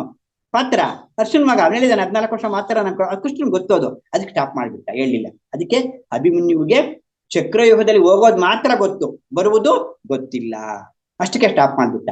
ಕೃಷ್ಣನ್ ಪಾತ್ರ ಅಲ್ವಾ ಅಲ್ಲಿ, ಕೃಷ್ಣನ್ಗೆಲ್ಲ ಗೊತ್ತಲ್ವಾ. ಹಿಂಗಾಯ್ತು ಅಭಿಮನ್ಯು ಯುದ್ಧದಲ್ಲಿ ಮುಂದ ಸತ್ತೋದ. ಮತ್ತೆ ಕೃಷ್ಣ ಇನ್ನು ಗೊತ್ತು ಅಭಿಮನ್ಯು ಓಡಾಡ್ತಾನೆ ಅಂತ ಗೊತ್ತು, ಅವನು ಆಗ್ಲಿಲ್ಲ. ಅದಕ್ಕೆ ಕೃಷ್ಣ ಪುರುಷೋತ್ತಮ, ಪಾಂಡವರು ಉತ್ತಮರು, ಕೌರವರು ಅಧಮರು. ಪಾಂಡವರು ಪುರುಷೋತ್ತಮರಲ್ಲ, ಪುರುಷೋತ್ತಮ ಕೃಷ್ಣ ಒಬ್ಬನೇ ಪುರುಷೋತ್ತಮ. ಪುರುಷಾರ್ಥವನ್ನು ಮಾಡಿದವನು, ಶರೀರ ಅಲ್ಲ ಆತ್ಮ ಅಂತ ತಿಳ್ಕೊಂಡವನು. ಆಗ ಅಭಿಮನ್ಯು ಸತ್ತೋದಾಗ ಕರಿತಾನೆ, ಒಬ್ಬನು ಬ್ರಾಹ್ಮಣ ಮಗ ಸತ್ತೋಗಿರ್ತಾನೆ. ನೀವು ಹೋದ ಅರ್ಜುನ, ಅಲ್ಲಿ ಬ್ರಾಹ್ಮಣ ಅಳ್ತಾ ಇರ್ತಾನೆ, ಕಳಿಸ್ದ ಬೇಕು ಅಂತಾನೆ, ಎಲ್ಲ ಕ್ರಿಯೇಟ್ ಮಾಡ್ದ ಕೃಷ್ಣ. ಹೋದ್ರೆ ಅಯ್ಯೋ ಏನಪ್ಪಾ ಬ್ರಾಹ್ಮಣ ಹಿಂಗ್ ಹೇಳ್ತಾ ಇದೀಯಾ, ಅದೇನ್ ಶರೀರ ಅಲ್ಲ, ಅದು ಆತ್ಮ, ಸತ್ತೋಗಿರೋರು ಬರ್ತಾರ ನೀನ್ ಹತ್ರ ಅಂತ ಎಲ್ಲ ಬಿಗಿದ ಭಾಷಣ. ಯಾರು? ಅರ್ಜುನ ಮಾಡ್ದ, ಹೇಳ್ದ ಎಲ್ಲಾನು. ಆದ್ರೆ ಇಲ್ಲಿ ಗೊತ್ತಾಯ್ತು ಅಭಿಮನ್ಯು ಸತ್ತೋದ ಅಂತ. ತಗೋ ಅಭಿಮನ್ಯು ಅಭಿಮನ್ಯು ಅಭಿಮನ್ಯು ಶುರು ಮಾಡ್ದ ಗೋಳಿಡೋದಕ್ಕೆ. ಅದೇ ಹೇಳುವುದು ಸುಲಭ, ಆಚರಿಸುವುದು ಕಷ್ಟ ಯಾವುದೇ ವಿಚಾರವನ್ನ. ಅದಕ್ಕೆ ಪತ್ರಿಜಿಯವರು ಯಾರು ಸತ್ತೋದಾಗ ನೀವು ಅವ್ರ ಮನೆಗೆ ಹೋಗಿ ಅಳ್ಬೇಡ್ರಿ ಅಂತ ಹೇಳ್ಬೇಡ್ರಿ ಅಂತ. ಹಳ್ಳಿ ಅವ್ರು ನೀವೆಲ್ಲ ಹೇಳ್ಬಾರ್ದು, ಸುಮ್ನೆ ಹೋಗ್ಬೇಕು, ಸಂತಾಪ ಸೂಚಿಸಿ ಬರ್ಬೇಕು, ಅಳ್ಬಾರ್ದು ಅಂತ ನೀವ್ ಹೇಳ್ಬಾರ್ದು. ಕೆಲವು ಏನೇನೋ ಹೇಳ್ತಾ ಇರ್ತಾರಲ್ಲಿ, ಆ ಸಮಯ ಬಿಟ್ಟು ಏನು ಮಾತಾಡಕ್ ಆಗಲ್ವಲ್ಲ, ಅವ್ರ ಸಂಕಟದಲ್ಲಿ ಅವ್ರು ಇರ್ತಾರೆ. ಹೋಗ್ಬೇಕು, ಅವ್ರಿಗೆ ಏನು ನೋಡ್ಬೇಕು, ಬರ್ಬೇಕು ಅಂತ ಹೇಳ್ತಾರೆ ಪತ್ರಿಕೆಯವರು. ಆಗ ಅಭಿಮನ್ಯು ಏನಯ್ಯ ನಿನಗೆ ವಿಶ್ವರೂಪ ತೋರಿಸ್ದೆ ನಾನು, ಇಷ್ಟೊಂದು ಭಗವದ್ಗೀತೆ ಹೇಳ್ದೆ, ಸಾಂಖ್ಯಯೋಗ ಎಲ್ಲಾ ಹೇಳ್ದೆ, ನಾವು ಶರೀರ ಅಲ್ಲ ಆತ್ಮ ಅಂತ ಹೇಳ್ದೆ, ಆದ್ರೂ ಕೂಡ ಏನಯ್ಯ ನೀನು ಗೋಳಾಡ್ತಿದ್ಯಲ್ಲ, ಹೆಂಗಯ್ಯ ನಿನ್ನ ಹತ್ರ ನಾನು ಏನಪ್ಪಾ ನಿನ್ ಜ್ಞಾನ ಹೇಳೋದು ಅಂದ. ಇಲ್ಲ ನನ್ ಮಗನ್ ನೋಡ್ಲೇಬೇಕು ಅಂತ ಹಠ ಹಿಡ್ದ. ನನ್ ಮಗನ್ ನೋಡ್ಲೇಬೇಕು ನಾನು, ನನ್ ಮಗನ್ ನೋಡಿದ್ರೆ ಆಗೋದೇ ಇಲ್ಲ ಅಂತೇಳಿ. ಆಗ ಕೃಷ್ಣ ಅವನ ಸೂಕ್ಷ್ಮ ಶರೀರದಿಂದ ಅರ್ಜುನನಿಗೆ ಅಭಿಮನ್ಯು ಇರ್ತಕ್ಕಂಥ ಜಾಗ ಮೇಲೆ ಎಲ್ಲಿ ಇತ್ತಲ್ಲ, ಅಲ್ಲಿ ಮೇಲೆ ಲೋಕಗಳಲ್ಲಿ ಇದ್ನಲ್ಲ ಅರ್ಜುನ, ಅಭಿಮನ್ಯು ಅಲ್ಲಿ ಕಳಿಸ್ದ. ಸೂಕ್ಷ್ಮ ಶರೀರದಿಂದ ಹೋದ. ಅಭಿಮನ್ಯು ಹೋದ ಅಲ್ಲಿಗೆ. ಅಭಿಮನ್ಯು ಹೋಗಿ, ಓ ಅಭಿಮನ್ಯು ಅಭಿಮನ್ಯು ನನ್ನ ಮಗನೇ, ಹೋಗ್ ನನ್ನ ಮಗನೇ, ಹೋಗ್ ನನ್ನ ಮಗನೇ ಅಂತ ಹೋಗಿ ತಪ್ಪಿಟ್ಕೊಳಕ್ ಹೋದ. Abhimanyu, hey who are you, get out, who are you, get out ಅಂದ. ಅಯ್ಯೋ ನಾನಪ್ಪ ನಿಮ್ಮ ಅಪ್ಪ ಅರ್ಜುನ. ಏ ಹೋಗಯ್ಯ, ನಿನ್ನಂತವ್ರು ಎಷ್ಟ್ ಜನ ಅಪ್ಪಂದ್ರು, ಎಷ್ಟ್ ಜನ ಎಷ್ಟ್ ಜೊತೆ ಹುಟ್ಟು ಬಂದಿದೀವೋ, ಎಷ್ಟ್ ಜನ ನೀನ್ ಅಪ್ಪ ಅಪ್ಪ ಅಂತ ಬಂದಿದ್ಯಾ, ಏ ನಂಗೂ ನಿಂಗೆ ಸಂಬಂಧ ಇಲ್ಲ, ಹೋಗಯ್ಯ ಅಂತಂದ ಅಭಿಮನ್ಯು. ಅರ್ಜುನನ್ಗೆ ಅಯ್ಯೋ ಇಷ್ಟೇನಾ? ಅದಕ್ಕೆ ಹೇಳ್ದ ಕೃಷ್ಣ, ಈ ಭೂಲೋಕದಲ್ಲಿ ಇರುವವರೆಗೂ ಮಾತ್ರನೇ ನಮ್ಮ ನಡುವೆ ಯಾರು ಹೆಂಡತಿ ಆಗ್ಲಿ, ಗಂಡ ಆಗ್ಲಿ, ಮಕ್ಕಳಾಗ್ಲಿ, ಸಂಸಾರ ಆಗ್ಲಿ, ನೆಂಟರಾಗ್ಲಿ ಇರುವವರೆಗೂ ಮಾತ್ರನೇ ಸಂಬಂಧ. ಇಲ್ಲಿ ಬಿಟ್ಟೋದ್ಮೇಲೆ ಅಲ್ಲಿ ಶರೀರಧಾರಿಗಳಲ್ಲ, ಅಲ್ಲಿ ಅವರು ಶರೀರ ಇರೋದಿಲ್ಲ ಅವ್ರಿಗೆ, ಅವರೇ ಬೇರೆ ನಾವೇ ಬೇರೆ, ನಮ್ ಸಂಬಂಧ ಇಲ್ಲ. ಇಲ್ಲಿ ಭೂಲೋಕದ ಕನೆಕ್ಷನ್ ಮಾತ್ರನೇ, ಭೂಲೋಕದಲ್ಲಿ ಇರೋವರೆಗೂ ಮಾತ್ರನೇ ನಮ್ ಸಂಬಂಧ. ಭೂಲೋಕ ಬಿಟ್ಮೇಲೆ ಮುಗ್ದೋಯ್ತು ಅಲ್ವಾ? ಆಗ ಅರ್ಜುನನ್ಗೆ ಜ್ಞಾನ ಬಂತು. ಅಯ್ಯೋ ನಿನ್ನ ಯಾರು ಹೋಗಪ್ಪ ನೀನು, ಯಾರು ಹೋಗು ನೀನು ಅಂತ ಇದ್ದದಲ್ಲ ಅಂತ. ಆಗ ಅರ್ಜುನ ಬಂದು ಆಗ ಮತ್ತೆ ಯುದ್ಧಕ್ಕೆ ಸಿದ್ಧವಾಗಿ ಯುದ್ಧವನ್ನು ಗೆದ್ದ. ಅರ್ಜುನ ಗೆದ್ಮೇಲೆ ಆಮೇಲೆ ಅರ್ಜುನ ಯುದ್ಧ ಎಲ್ಲ ಆಗೋದ್ಮೇಲೆ ಅರ್ಜುನನ್ಗೆ ಧ್ಯಾನ ಹೇಳ್ಕೊಟ್ಟ ಕೃಷ್ಣ ಉತ್ತರಗೀತೆನಲ್ಲಿ. ಉತ್ತರಗೀತೆ ಪುಸ್ತಕ ನಾನು ಸಹ ಓದಿಲ್ಲ, ಚೆನ್ನಾಗಿದೆ ಉತ್ತರಗೀತೆ ಪುಸ್ತಕ. ಇದು ಭಗವದ್ಗೀತೆ ಆದ್ಮೇಲೆ ಬರೆದಿರೋದು. ತುಂಬಾ ವಿಚಾರಗಳಿದಾವೆ ಅದ್ರಲ್ಲಿ, ಕನ್ನಡದಲ್ಲಿ ಸಿಗುತ್ತೆ ಇಲ್ವೋ ಗೊತ್ತಿಲ್ಲ. ಆ ಉತ್ತರಗೀತೆನಲ್ಲಿ ಬಹಳ ವಿಚಾರ ನಮ್ಮ ರಾಜಲಕ್ಷ್ಮಿ ಮೇಡಮ್ ಅವರು ಬರೀ ಉತ್ತರಗೀತೆನಲ್ಲೇ ಉತ್ತರಗೀತೆ ಹೇಳ್ತಾ ಇರ್ತಾರೆ. ಆ ಉತ್ತರಗೀತೆನಲ್ಲೇನೆ ಹೇಳ್ತಾರೆ. ಮತ್ತೆ ಅರ್ಜುನ ಕೇಳ್ತಾನೆ ಕೃಷ್ಣನ್ನ, ಏನಪ್ಪಾ ರಾಜಭಾರ ಮಾಡ್ತಾ ಇದ್ದೀವಿ, ಎಲ್ಲ ಆಗೋಯ್ತು, ಎಲ್ಲ ಇದಾಗೋಯ್ತು, ಆದ್ರೂ ನನ್ ನೆಮ್ಮದಿ ಇಲ್ಲ ಪರಮಾತ್ಮ, ಮತ್ತೆ ಭಗವದ್ಗೀತೆ ಹೇಳು ನನಗೆ ಅಂತ. ಮತ್ತೆ ವಿಶ್ವರು ಅದೆಲ್ಲ ಆಗ್ಲೆಲ್ಲ ಹೇಳಕ್ಕಾಗಲ್ಲಪ್ಪ ಭಗವದ್ಗೀತೆನ, ಯಾವಾಗಂದ್ರೆ ಅವಾಗಲೇ ಭಗವದ್ಗೀತೆ ಹೇಳಕ್ಕಾಗಲ್ಲ, ನಿನ್ಗೆ ವಿಶ್ವರೂಪನು ಯಾವಾಗಂದ್ರೆ ಅವಾಗಲೇ ತೋರ್ಸಕ್ಕಾಗಲ್ಲ, ಅದೆಲ್ಲ ನಾನಲ್ಲ ಹೇಳಿದ್ದನ್ನ, ಅವ್ನು ಪರಮಾತ್ಮ ಸಾಕ್ಷಾತ್ ಭಗವಂತ ನನ್ನ ರೂಪದಲ್ಲಿ ಬಂದು ಭಗವದ್ಗೀತೆ ಹೇಳಿದ್ದಾನೆ ನಿನ್ಗೆ, ಅವೆಲ್ಲ ಹೇಳಕ್ಕಾಗಲ್ಲ, ನಿನ್ಗೆ ಏನಾದ್ರು ಡೌಟ್ ಇದ್ರೆ ಕೇಳು ಅಂತ ಹೇಳ್ತಾನೆ. ನಿನಗೇನಾದ್ರು ಡೌಟ್ ಇದ್ರೆ ಕೇಳು, ನಿನಗೇನಾದ್ರು ಡೌಟ್ ಇದ್ರೆ ಕೇಳು ಅಂದಾಗ ಆಗ ಹೇಳ್ತಾನೆ. ನೀನ್ ಡೌಟ್ ಏನು ಅಂದ್ರೆ ಪರಮಾತ್ಮ ನೀನು ಈ ವಾಯು ಹೇಳ್ತಾನೆ, ಧ್ಯಾನ ಮಾಡು ಅಂತ ಹೇಳ್ತಾನೆ. ಅವಾಗ ನೀನು ಧ್ಯಾನ ಮಾಡು. ಆಗ ಉತ್ತರಗೀತೆನಲ್ಲಿ ಹೇಳೋದು ಅವನು ಧ್ಯಾನ ಮಾಡು ಅಂತ. ನಾನು ಹೆಂಗಪ್ಪ ವಯಸ್ಸಾಗಿದೆ ಧ್ಯಾನ ಮಾಡೋದು? ಅವಾಗ ಹೇಳ್ತಾನೆ, ವೈರಾಗ್ಯ, ಅಭ್ಯಾಸ, ಶ್ರದ್ಧೆ, ಈ ಮೂರರಿಂದ ನೀನು ಧ್ಯಾನವನ್ನ ಕಲಿಬಹುದು. ಮತ್ತೆ ಏನಪ್ಪಾ ಪರಮಾತ್ಮ, ಗಾಳಿನಾದ್ರೂ ಹಿಡಿಬಹುದು, ಮನಸ್ಸು ಹಿಡಿಯಕ್ಕಾಗಲ್ವೇ ಅಂತ ಹೇಳ್ತಾನೆ. ಗಾಳಿನಾದ್ರೂ ಹಿಡಿಬಹುದು, ಮನಸ್ಸನ್ನ ಹಿಡಿಬೇಕಂದ್ರೆ ಕಠಿಣವಾದ ಅಭ್ಯಾಸದಿಂದ ಮಾತ್ರ ಅದನ್ನ ಹಿಡಿಯಕ್ ಸಾಧ್ಯ. ಸತತವಾದ ಅಭ್ಯಾಸ ಬೇಕು, ಅದಕ್ಕೆ ಭಾರಿ ಅಭ್ಯಾಸ ಮಾಡ್ಬೇಕು. ಆ ಅಭ್ಯಾಸದಿಂದ ಮಾತ್ರ ಮಾಡ್ಬೇಕು. ಮತ್ತೆ ಉತ್ತರಗೀತೆ ನಾನು ಓದಿ ಬಹಳ ಇದೆ. ಅಲ್ಲಿ ಏನ್ ಹೇಳ್ತಾರೆ ಅಂದ್ರೆ, ಯಾರೋ ಒಬ್ರು ನಮ್ ಗೌರಿಬಿದನೂರಿಗೆ ಬಾಲಾಜಿ ಅಂತ ಬಂದಿದ್ರು, ಯಾರು ಕ್ಲಾಸ್ಗೆ ಹೋಗಿದ್ವಿ, ಅವ್ರು ಹೇಳಿದ್ರು ಈ ವಿಚಾರವನ್ನ. ಎಲ್ಲಿವರೆಗೂ ನಾನು ಧ್ಯಾನ ಮಾಡ್ಬೇಕಪ್ಪ ಪರಮಾತ್ಮ?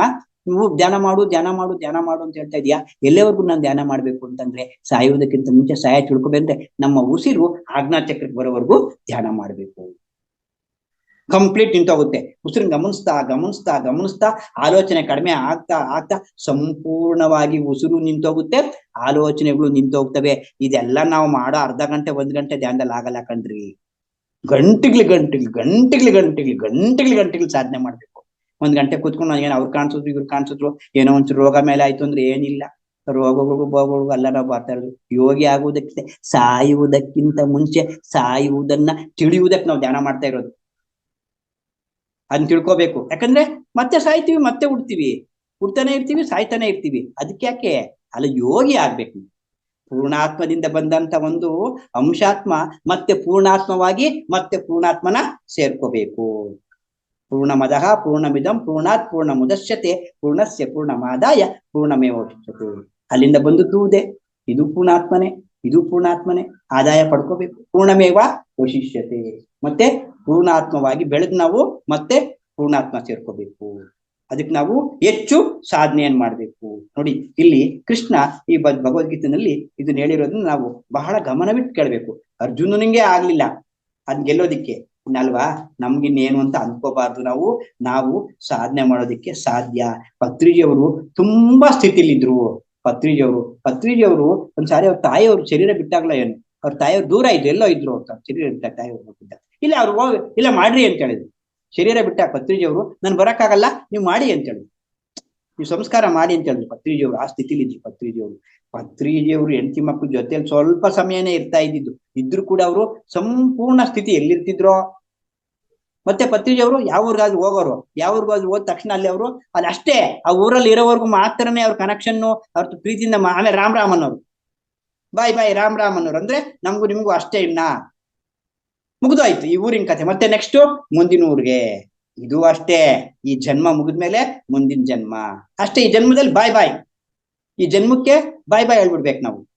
ಬಾಯ್ ಬಾಯ್ ಹೇಳೋದು ಅಂದ್ರೆ ಅಷ್ಟೇ ಈ ಜನ್ಮ. ಮತ್ತೆ ಯಾವ ಜನ್ಮ ಸಿಗುತ್ತೋ ಅಲ್ವಾ, ಆ ಜನ್ಮ ಯಾವ ಜನ್ಮ ಸಿಗುತ್ತೆ ಅನ್ನೋದು ಕೂಡ ನಾವು ಧ್ಯಾನ ಮಾಡಿದ್ರೆ ಅದನ್ನು ಕೂಡ ನಾವು ಕಂಡ್ಕೋಬಹುದು. ಯಾವ ಜನ್ಮ ಸಿಗುತ್ತೆ ಅನ್ನೋದು ಕೂಡ, ಹಿಂದಿನ ಜನ್ಮದ್ದು ಮುಂದಿನ ಜನ್ಮದ್ದು ಎಲ್ಲವನ್ನೂ ತಿಳ್ಕೊಬಹುದು. ಪತ್ರಿಜಿ ಹೇಳ್ತಾರೆ ಎಲ್ಲವನ್ನೂ ತಿಳ್ಕೊಬಹುದು. ಅವೆಲ್ಲವನ್ನು ತಿಳ್ಕೊಂಡಾಗ ಮುಂದೆ ಕೃಷ್ಣನಿಗೆ ಗೊತ್ತು. ಹೇಳ್ತಾನೆ ಅರ್ಜುನ, ಕೃಷ್ಣ, ಏ ಅರ್ಜುನ, ನಾನು ನೀನು ಎಷ್ಟೋ ಜನ್ಮಗಳು ತಗೊಂಡ್ಬಂದಿದೀವಿ, ನನ್ಗೆಲ್ಲ ಗೊತ್ತು, ನಿನಗ್ ಗೊತ್ತಿಲ್ಲ. ನನ್ಗೆಲ್ಲ ಗೊತ್ತಿದೆ, ನಾನು ಎಷ್ಟು ಜನ್ಮ ತಗೊಂಡ್ ಬಂದಿದ್ದೀನಿ, ಏನೇನಾಗಿದ್ದೀನಿ ಅಂತ, ಆದ್ರೆ ನಿನಗ್ ಗೊತ್ತಿಲ್ಲ, ನನ್ಗೆ ಗೊತ್ತಿದೆ. ಅದಕ್ಕೆ ನರ ನಾರಾಯಣರು. ನರ ಅಂದ್ರೆ ಕೃಷ್ಣ, ನಾರಾಯಣ ಅಂದ್ರೆ ಕೃಷ್ಣ, ನರ ಅಂದ್ರೆ ಅರ್ಜುನ. ನರನಾರಾಯಣರು, ನರನಾರಾಯಣರು ಬೇರೆ ಯಾರು ಅಲ್ಲ. ಈ ನರ ಅಂದ್ರೆ ಈ ದೇಹ, ನಾರಾಯಣ ಅಂದ್ರೆ ಆತ್ಮ. ನರನಾರಾಯಣರು ಅಂದ್ರೆ ಇನ್ನ ದೇಹ ಇರುವಾಗ್ಲೇನೆ ನಾವು ನಾರಾಯಣನನ್ನ ತಿಳಿಯಬೇಕು ನಾವು. ಮತ್ತೆ ಯಾಕೆ ಅಂದ್ರೆ ಮತ್ತೆ ಸಿಗ್ಬೋದು, ಮುಂದಿನ ಜನ್ಮ ಬರ್ಬೋದು. ನೋಡಿ, ಮುಂದಿನ ಜನ್ಮ ಬರ್ಬೇಕು ಅಂದ್ರೆ ಕಾಯ್ಬೇಕು, ಬಹಳ ಕಾಯ್ಬೇಕು. ಎಷ್ಟು ಅಂದ್ರೆ 500ರಿಂದ 1000 ವರ್ಷ ಆದ್ರೆ ಆಯ್ತು, 2000 ವರ್ಷ ಹೇಳ್ತೀವಿ. ಬಿಡಪ್ಪ, ಈ ಜನ್ಮದಲ್ಲಿ ತಿಂದು ಉಂಡು ಮಜಾ ಮಾಡಿದ್ದೆ ಆಯ್ತು, ಮಾಡ್ಕೊಳ್ಳೋಣ ಮುಂದಿನ ಜನ್ಮ ಅಂತಂದ್ರೆ ಮೂರ್ಖತ್ವ. ಸಿಕ್ಕಲ್ಲ ಜನ್ಮ. ಈ ಜನ್ಮ ಸಿಕ್ಕೋದೇ ದುರ್ಲಭ. ಮಾನವ ಜನ್ಮನೇ ದುರ್ಲಭ, ಬಹಳ ಕಷ್ಟ. ಈ ಸಿಕ್ಬೇಕಾದ್ರೆ ಎಷ್ಟೋ ಆತ್ಮಗಳು ಕಾಯ್ತಾ ಇರ್ತಾರಲ್ಲಿ. ಅದಕ್ಕೆ ಈ ಜನ್ಮ ತಗೊಂಡ್ ಬಂದಿದೀವಿ ಅನ್ನೋದು ಒಂದು ದೊಡ್ಡ ಪುಣ್ಯ. ಮಾನವ ಜನ್ಮ ಹುಟ್ಟಿದೀವಿ ಅನ್ನೋದು, ಅದರಲ್ಲೂ ಕೂಡ ನಾವು ಧ್ಯಾನ ಮಾಡ್ತಾ ಇದ್ದೀವಿ ಅನ್ನೋದು ಇನ್ನೂ ಪುಣ್ಯ, ಇನ್ನೂ ಭಾಗ್ಯ. ಧ್ಯಾನ ಮಾರ್ಗದಲ್ಲಿ ಇದ್ದೀವಿ ಅಂತಂದ್ರೆ ನಾವು, ಅಲ್ವಾ, ಈ ಧ್ಯಾನ ಮಾರ್ಗದಲ್ಲಿ ಇದ್ದೀವಿ ಅಂದ್ರೆ ಇನ್ನೂ ಭಾಗ್ಯ, ಇನ್ನೂ ಪುಣ್ಯ. ಅದಕ್ಕೆ ಈ ನಾವೆಲ್ಲರೂ ಕೂಡ ಈ ಧ್ಯಾನವನ್ನ ಮಾಡಿಸಿ ಸಾಯುವುದಕ್ಕಿಂತ ಮುಂಚೆ ಸಾಯುವುದನ್ನ ಕಲಿಯಬೇಕು. ಅರ್ಥ ಆಯ್ತಾ? ಓಕೆ, ನನಗೆ ಅವಕಾಶ ಮಾಡಿಕೊಟ್ಟಂತಹ ನಿಮ್ಮೆಲ್ಲರಿಗೂ ಭಕ್ತಿಪೂರ್ವಕ ಶರಣಾರ್ಥಿಗಳು. Thank you, thank you, thank you.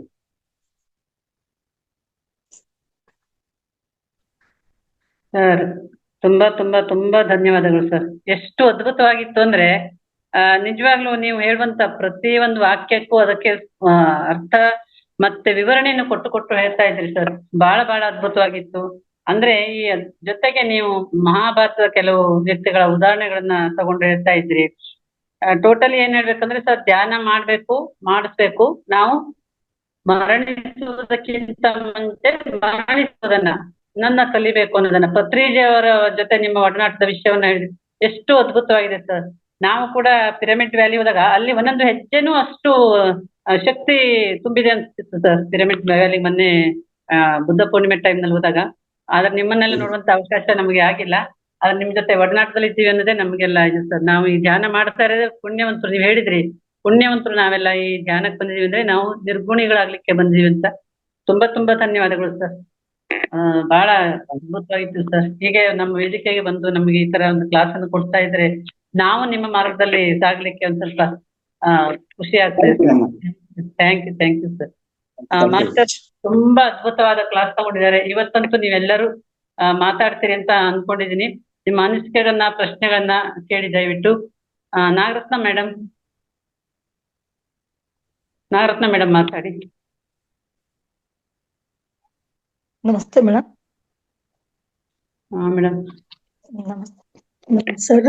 ಎಷ್ಟು ಚೆನ್ನಾಗಿ ಹೇಳಿದ್ರು ಅಂದ್ರೆ, ಈಗ ನಮ್ಮ ಮನೆಗಳಲ್ಲಿ ಯಾರಾದ್ರೂ ಸತ್ತೋದಾಗ ನಾವು ತುಂಬಾ ದುಃಖ ಮಾಡ್ತಾ ಇರ್ತೀವಿ, ಏನೇನೋ ಎಲ್ಲ ಹೇಳ್ಕೊತಾ ಇರ್ತೀವಿ. ಅವರು ಹೇಳಿರ್ತಾರೆ, ನಾನು ಅಲ್ಲಿ ಕಾಣಿಸ್ತು, ಇಲ್ಲಿ ಕಾಣಿಸ್ತು, ನಾನು ಹೋಗ್ತಾ ಇದ್ದೀನಿ, ಇಲ್ಲಿ ಬರ್ತಾ ಇದ್ದೀನಿ, ಅದೆಲ್ಲ ಹೇಳ್ತಾ ಇರ್ತಾರೆ. ಆಸೆ ಇಟ್ಕೊಂಡವ್ರಿಗೆ, ನಮ್ಮ ಸೋದರ ಮಾವ ಒಬ್ಬರಿಗೆ ಎಷ್ಟು ದಿವಸ ಆದ್ರೂ ಸಾಯಕ್ಕೆ ಹೋಗೋದು, ಮತ್ತೆ ವಾಪಸ್ ಈ ತರನೇ 1 2 ಸರಿ 3 ಸರಿ ಅವ್ರನ್ನ ಹೊರಗಡೆ ಇಟ್ಕೋಬೇಕು, ಮಾಡ್ಬೇಕು, ಈ ತರ ಎಲ್ಲ ಇರುತ್ತಲ್ಲ, ಈ ತರ ಮಾಡ್ತಾ ಇದ್ರು. ಕೊನೆಗೆ ಅವ್ರಿಗೆ ಆಸೆ ತುಂಬಾ, ಈ ಗುರುಗಳು ಹೇಳಿದ್ರಲ್ಲ ಆತರ ತುಂಬಾ ಆಸೆ ಅವ್ರಿಗೆ. ಕೊನೆಗೆ ಅವ್ರ ಜಮೀನ್ ಆಸೆ ಇತ್ತು ಅಂದ್ಬಿಟ್ಟು ಜಮೀನಲ್ಲಿ ಹೋಗಿ ಮಣ್ಣು ತರಿಸ್ಬಿಟ್ಟು ಆ ಮಣ್ಣು ನೀರ್ ಬಿಟ್ರು. ಆಗ ಅದು ಪ್ರಾಣ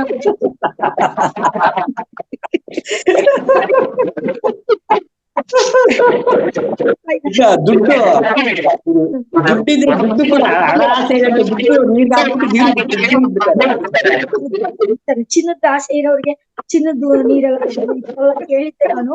ಅದನ್ನ ನೀವ್ ಇವತ್ತು ಹೇಳಿದ್ರಲ್ಲ, ಅದ್ರ ನೆನ್ಸ್ಕೊಂಡ್ ಹೇಳ್ತಾ ಇದ್ದೀನಿ. ಬಟ್ ನಮ್ ತಾಯಿ ಕೂಡ ತುಂಬಾ 2 ಸರಿ 3 ಸರಿ ಅವ್ರು ಬದುಕಿದಾಗ್ಲೇ ಸತ್ತು ಇದ್ ಮಾಡಿದ್ರು.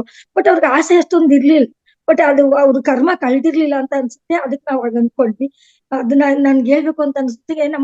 ನೀವು ಅದು 12 ದಿವಸದ ಕಾರ್ಯ ಮುಗಿಸಿದಾಗ ಅವ್ರಿಗೆ ಖುಷಿ ಆದ್ರೆ ಮಾತ್ರ ಅಲ್ಲಿ ಹೋಗಿ ಸೇರ್ತಾರೆ ಅಂತ ಹೇಳಿದ್ರಲ್ಲ ಸರ್, ಅದ್ರ ಬಗ್ಗೆ ನನ್ಗೆ ಸ್ವಲ್ಪ ಡೌಟ್ ಆಯ್ತು. ಅದನ್ನ ಸ್ವಲ್ಪ ನನಗೆ ಇನ್ನೊಂದ್ಸರಿ ವಿಷಯ ಬಗ್ಗೆ ನೀವು ಹೇಳ್ಕೊಡ್ಬೇಕು. ಯಾಕಂದ್ರೆ ನಾವು ಅವ್ರ ಕಾರ್ಯನ ಸಂತೃಪ್ತಿಯಾಗಿ ನಾವು ಇಲ್ಲಿ 11 ದಿನ ಅಂದ್ರೆ 11 ದಿನ ಕಾರ್ಯ ಮಾಡಿದ್ರೆ ಅವ್ರು ತೃಪ್ತಿ ಆಗಲ್ಲಮ್ಮ. 11 ದಿನ ಅವಕಾಶ ಕೊಟ್ಟಿರ್ತಾರೆ ಅಲ್ಲಿ. ಅವ್ರು 11 ದಿನ ಅವಕಾಶ ಕೊಟ್ಟಿರ್ತಾರೆ. ಯಾರು ಅಲ್ಲಿ ಮೇಲೂ ಕರ್ಕೊಂಡು ಬಂದಿರ್ತಾರಲ್ಲ ಅವರು 11 ದಿನ ಅವಕಾಶ ಕೊಟ್ಟಿರ್ತಾರೆ.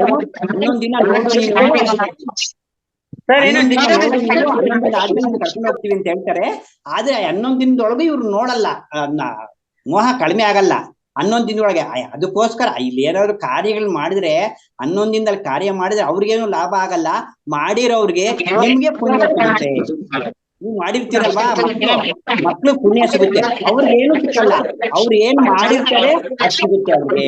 ಅವ್ರು ಬದುಕಿದ್ದಾಗ ಏನ್ ಪಾಪ ಪುಣ್ಯ ಮಾಡಿರ್ತಾರೆ ಅದನ್ನ ತಗೊಂಡು ಹೋಗ್ತಾರೆ. 11 ದಿನ ಕಾರ್ಯ ಮಾಡೋದು ನಮ್ ಸಮಾಧಾನಕ್ಕೆ. ಏನಾದ್ರು ನಾವು ಧರ್ಮ ದಾನ ಊಟ ಹಾಕಿದ್ರೆ ನಮಗ್ ಭಾಗ್ಯ, ನಮ್ ಪುಣ್ಯ ಅಷ್ಟೇ. ಅವ್ರೇನ್ ಪಡ್ಕೊಂಡು ಹೋಗಲ್ಲ. ವಾಯ್ಸ್ ಕೇಳಿಸ್ತಿಲ್ಲಮ್ಮ? ವಾಯ್ಸಿಲ್ಲ.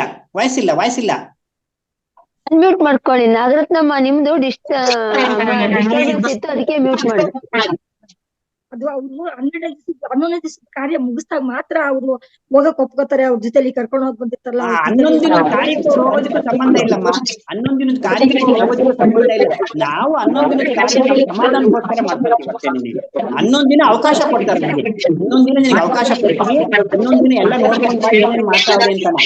ಎಲ್ಲ ನೋಡ್ಕೊಂಡು ಹೋದ್ರೆ ಕರ್ಕೊಂಡು ಹೋಗ್ತಾರೆ. ಅದ್ರೊಳಗಾಗಿ ನೀವು ಇನ್ನೊಂದು ಹೋಗ್ಬೇಕಂತಂದ್ರೆ ಅಲ್ಲೇ ಹೋಗ್ತಾರೆ. ಅದೇ ಅದಕ್ಕೆ ನನಗೆ ಸ್ವಲ್ಪ ಡೌಟ್ ಆಗ್ತಾರೆ. ನಾವು ಕರೆಕ್ಟ್ ಮಾಡಿದ್ರು ಅವ್ರು ಸ್ವೀಕಾರ ನಾವು ಕಾರ್ಯ ಮಾಡೋದಕ್ಕೆ ಏನೇನು ಸಂಬಂಧ ಇಲ್ಲ. ನಮ್ ಸಮಾಧಾನಕ್ಕೋಸ್ಕರ ಮಾಡ್ಕೊಂತೀವಿ ಹೊರತು ಅದರಿಂದ ಏನು ಲಾಭ ಇಲ್ಲ. ನಮಗ್ ಲಾಭ ನಮ್ಗೇನಂದ್ರೆ ಯಾರಿಗಾದ್ರು ಊಟ ಹಾಕಿದ್ರೆ ನಮ್ಗೆ ಪುಣ್ಯ ಬರುತ್ತೆ. ಹೇಳ್ತಾರಲ್ಲ, ಮಕ್ಕಳಾಗಿ ಹುಟ್ಟಿದಿರಾ ಕರ್ಮ ಕಳ್ಕೊಡ್ಬೇಕ ಅಂದ್ರೆ ಅರ್ಥಗಾದ್ರೂ ಯಾವ್ದಾದ್ರು ಅನ್ನದಾನ ಮಾಡಿ ಪುಣ್ಯ ಕಳ್ಕೊಳ್ಳಿ. ಮಾಡಿರೋ ಪುಣ್ಯ ನಾವು ಸ್ವಲ್ಪ ಜನ ಹೇಳ್ತೀವಿ, ನಮ್ಮ ಅತ್ತೆಗೆ ನಾವು ಕಾರ್ಯ ಮಾಡಿದ್ವಿ, ನಮ್ಮ ಅತ್ತೆ ಆತ್ಮ ಏನು ಸೇರ್ಕೊಂಡಿಲ್ಲ, ಏನೋ ಹಿರಿಯರ್ದು ನಿಮ್ ತೊಂದ್ರೆ ಇದೆ ಅಂತೆಲ್ಲ ಹೇಳ್ತಾರೆ. ಅದೇ ಡೋಂಗು ಅದೆಲ್ಲ ರೀಲು ಅವೆಲ್ಲ ರೀಲು. ಈ ರೀಲು ಜಾಸ್ತಿ ಆಗೇನೆ. ಬ್ರಾಹ್ಮಣರು ರೀಲ್ ಹೇಳಿ ಜನಗಳನ್ನ ತಪ್ಪದಾರಿಗೆ ಕುಡಿತಾ ಇದ್ದಾರೆ. ಇಲ್ಲ, ನಿಮ್ ಮನೆ ಕಟ್ಟಕ್ ಆಗ್ತಾ ಇಲ್ಲ, ಅದು ಇದು ಅಂತೆಲ್ಲ ಹೇಳ್ತಾರೆ. ನಿಮ್ದು ಹಿರಿಯ ಅದೆಲ್ಲ ಇಲ್ಲಮ್ಮ, ಅದೇನು ಇಲ್ಲಮ್ಮ. ಅದಕ್ಕೆ ಕೇಳಿದೆ ಸರ್. ಧನ್ಯವಾದಗಳು ಸರ್, ತುಂಬಾ ವಿಶದವಾಗಿ ತಿಳಿಸ್ಕೊಡ್ತೀರಾ. ಇನ್ನೊಂದ್ಸರಿ ಈ ಕ್ಯಾಸೆಟ್ ನಾವು ನೋಡ್ಬೇಕು. ಆಯ್ತಮ್ಮ, ಹೇಳಮ್ಮ. ಓಕೆನಮ್ಮ, ಥ್ಯಾಂಕ್ ಯು ವೆರಿ ಮಚ್. ನಮಸ್ತೆ ಸರ್, ಧನ್ಯವಾದ.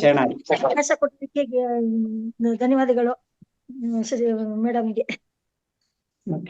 Thank you madam. ಸರ್, ನಿಮ್ಮ